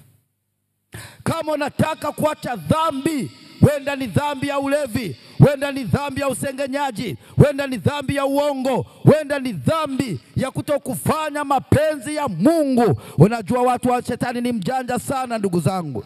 Amewaambia watu, unajua dhambi ni ile iliyoandikwa kwenye amri 10 za Mungu. Lakini ukitaka kuielewa dhambi vizuri, nenda kasome kitabu cha Yakobo sura ile ya 4 mstari wa 17. Neno la Bwana linasema, yeye ajuaye kutenda jambo jema halafu alitendi, kwake huyo ni nini ndugu zangu? Dhambi. Sasa ukitaka dhambi isiwe sehemu ya maisha yako, anasema Daudi, moyoni mwangu nimeliweka neno lako, nisije nikakutenda dhambi. Kwa nini? Unajua Daudi anasema hivyo, ukiwa na neno la Mungu ndani yako, unapokwenda kusema uongo, unakumbuka hivi, kwenye neno nilisomaje? Nilisoma neno linasema usiwe muongo. Unapokwenda kumsingizia mtu, unakumbuka hivi, neno nililosoma linasemaje? Limesema usisingizie. Yani neno la Mungu ni guide ya maisha yetu ya kila siku. Haleluya, Amen. Ni ulinzi. Aliye na neno la Mungu haogopi kwenda baa, anajua ya kwamba baa nitakwenda na sitakunywa pombe. Anayeshika neno la Mungu, anayesoma neno la Mungu, haogopi kupita kwenye kijiwe cha wavuta bange, maana anajua neno la Mungu ni ulinzi kwangu. Anaye na neno la Mungu haogopi kupita mahala ambapo makabo anajiuza, maana anajua Mungu amesema usizini. Anayeliishi neno la Mungu anatembea na ulinzi. Haleluya. Ninalileta kwako neno la Mungu katika majuma mawili. Ninakuletea neno la Mungu bila kujali dhehebu lako, bila kujali unasali au hausali, bila kujali jamii imekutenga. Hata kama umetengwa, unaishi peke yako, dumu na neno, ni msaada tosha. Yawezekana ndugu amekutenga, yawezekana baada ya kufukuzwa kazi ndugu wameanza kukucheka, marafiki wamekukimbia, huna msaada tena. Uliwasaidia ndio, ulikuwa msaada kwao ndio, lakini ulipofukuzwa kazi wote wamekukimbia. Jioni ya leo, namna ya kupata faraja, rejea kwenye neno la Mungu. Neno la Mungu. Shetani amewafanya watu wasisome neno la Mungu, maana amewaambia ya kwamba neno la Mungu ni kwa ajili wanaotaka kwenda mbinguni, na wakati kuna watu hawana ajenda ya kwenda mbinguni. Na mimi sikwambii usome neno la Mungu kwa ajili ya kwenda mbinguni. Nataka ulisome neno la Mungu libadili maisha yako, maana lina nguvu ya kuyabadilisha maisha yako. Bwana Yesu asifiwe sana ndugu zangu. Bwana Yesu asifiwe. Neno la Mungu lina nguvu ya kukusanya maji yote sehemu moja. Neno la Mungu lina nguvu ya kukusanya maji yote ya ulimwenguni sehemu moja. Unalopaswa kujiuliza niki, kitu kikiwa na nguvu ya kukusanya maji yote ya ulimwenguni sehemu moja, hivi litashindwaje kupambana na wanaopambana na wewe? Litashindwaje kuondoa uchovu katika safari ya imani? Litashindwaje kukusogeza katika hatua ya ushindi? Litashindwaje? Kipi kigumu, ni kukusanya maji au ni kubadili maisha yako? Kitabu cha Mwanzo sura ile ya kwanza mstari ule wa 9. Mwanzo sura ya kwanza mstari wa 9. Soma msomaji, tuondoke. Neno la Bwana linasema, ndio, Mungu akasema, Mungu akasema, maji yaliyo chini ya mbingu na yakusanyike mahali pamoja, na yakusanyike mahali pamoja. Mungu akasema, ili pakavu paonekane, ili pakavu paonekane. Ikawa hivyo. Ikawa hivyo. Alisema tu, neno tu, maji yakatii. Wapendwa, sikiliza. Unapolisoma neno la Mungu, unapoliishi neno la Mungu, ni Mungu anasema ndani yako, ni Mungu anazungumza ndani yako. Wanaokuvizia hawatafanikiwa, wala ambao wana mpango uanguke hawataweza. Gumu ni kuyakusanya maji sehemu moja, kuliko kushughulikia maisha yako, kuliko kushughulikia ndoa yako, kuliko kushughulikia watoto wako, kuliko kushughulikia sehemu yako ya kazi. Hilo ni jepesi. Neno la Mungu lina nguvu ya kufanya. Haleluya. Jioni ya leo, wangapi wanalitamani neno la Mungu? Ikiwa uko hapa, nyosha mkono. Haleluya. Bwana Yesu asifiwe sana. Bwana asifiwe. Kule ulipo, kama unatufuatilia kutoka kule nchini Marekani, kutoka kule Japani, Mungu awabariki sana. Kutoka kule Arusha, Mungu awabariki sana. Chagua neno la Mungu bila kujali dhehebu, bila kujali dini, kwa sababu tumegundua ya kwamba hakuna ambaye ataweza kufanya lolote kama una nguvu. Hakuna. Kama hauna nguvu, hakuna utakachokufanya. Na nguvu sio kwa ajili wanaokwenda mbinguni tu. Nguvu inatakiwa kwa kila mmoja, anahitaji nguvu. Hata serikali inahitaji viongozi wenye nguvu. Hata taasisi unayoongoza inakuhitaji uwe na nguvu. Hautaipata popote isipokuwa kwa neno la Bwana. Mwisho, sikiliza hii. Neno la Mungu lina nguvu ya kuumba. Neno la Mungu lina nguvu ya kuumba. Kitabu kile cha Zaburi sura ya 3 mstari wa 6 mpaka wa 9. Zaburi 33. Zaburi 33 pole. Zaburi 33 mstari wa 6 mpaka wa 9. Zaburi 33 mstari wa 6 mpaka wa 9. Neno la Bwana linasema, ndio, kwa neno la Bwana mbingu rudia. Neno neno la Bwana mbingu zilifanyika. Kwa neno la Bwana mbingu zilifanya nini ndugu zangu? Zilifanyika.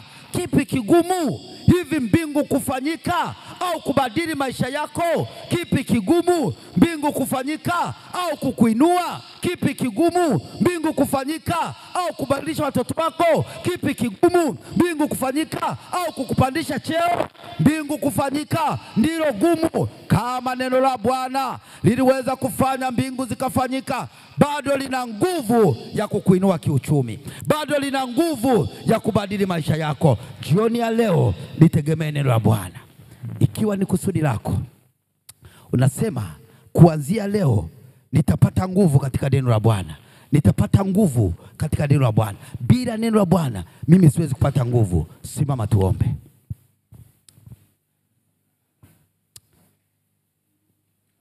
Mungu wetu na Baba yetu mwema wa mbinguni, asante kwa sababu ya jioni hii ya leo, kwa kusimama kwetu sisi tulioko hapa kituoni na wanaotufuatilia katika mitandao.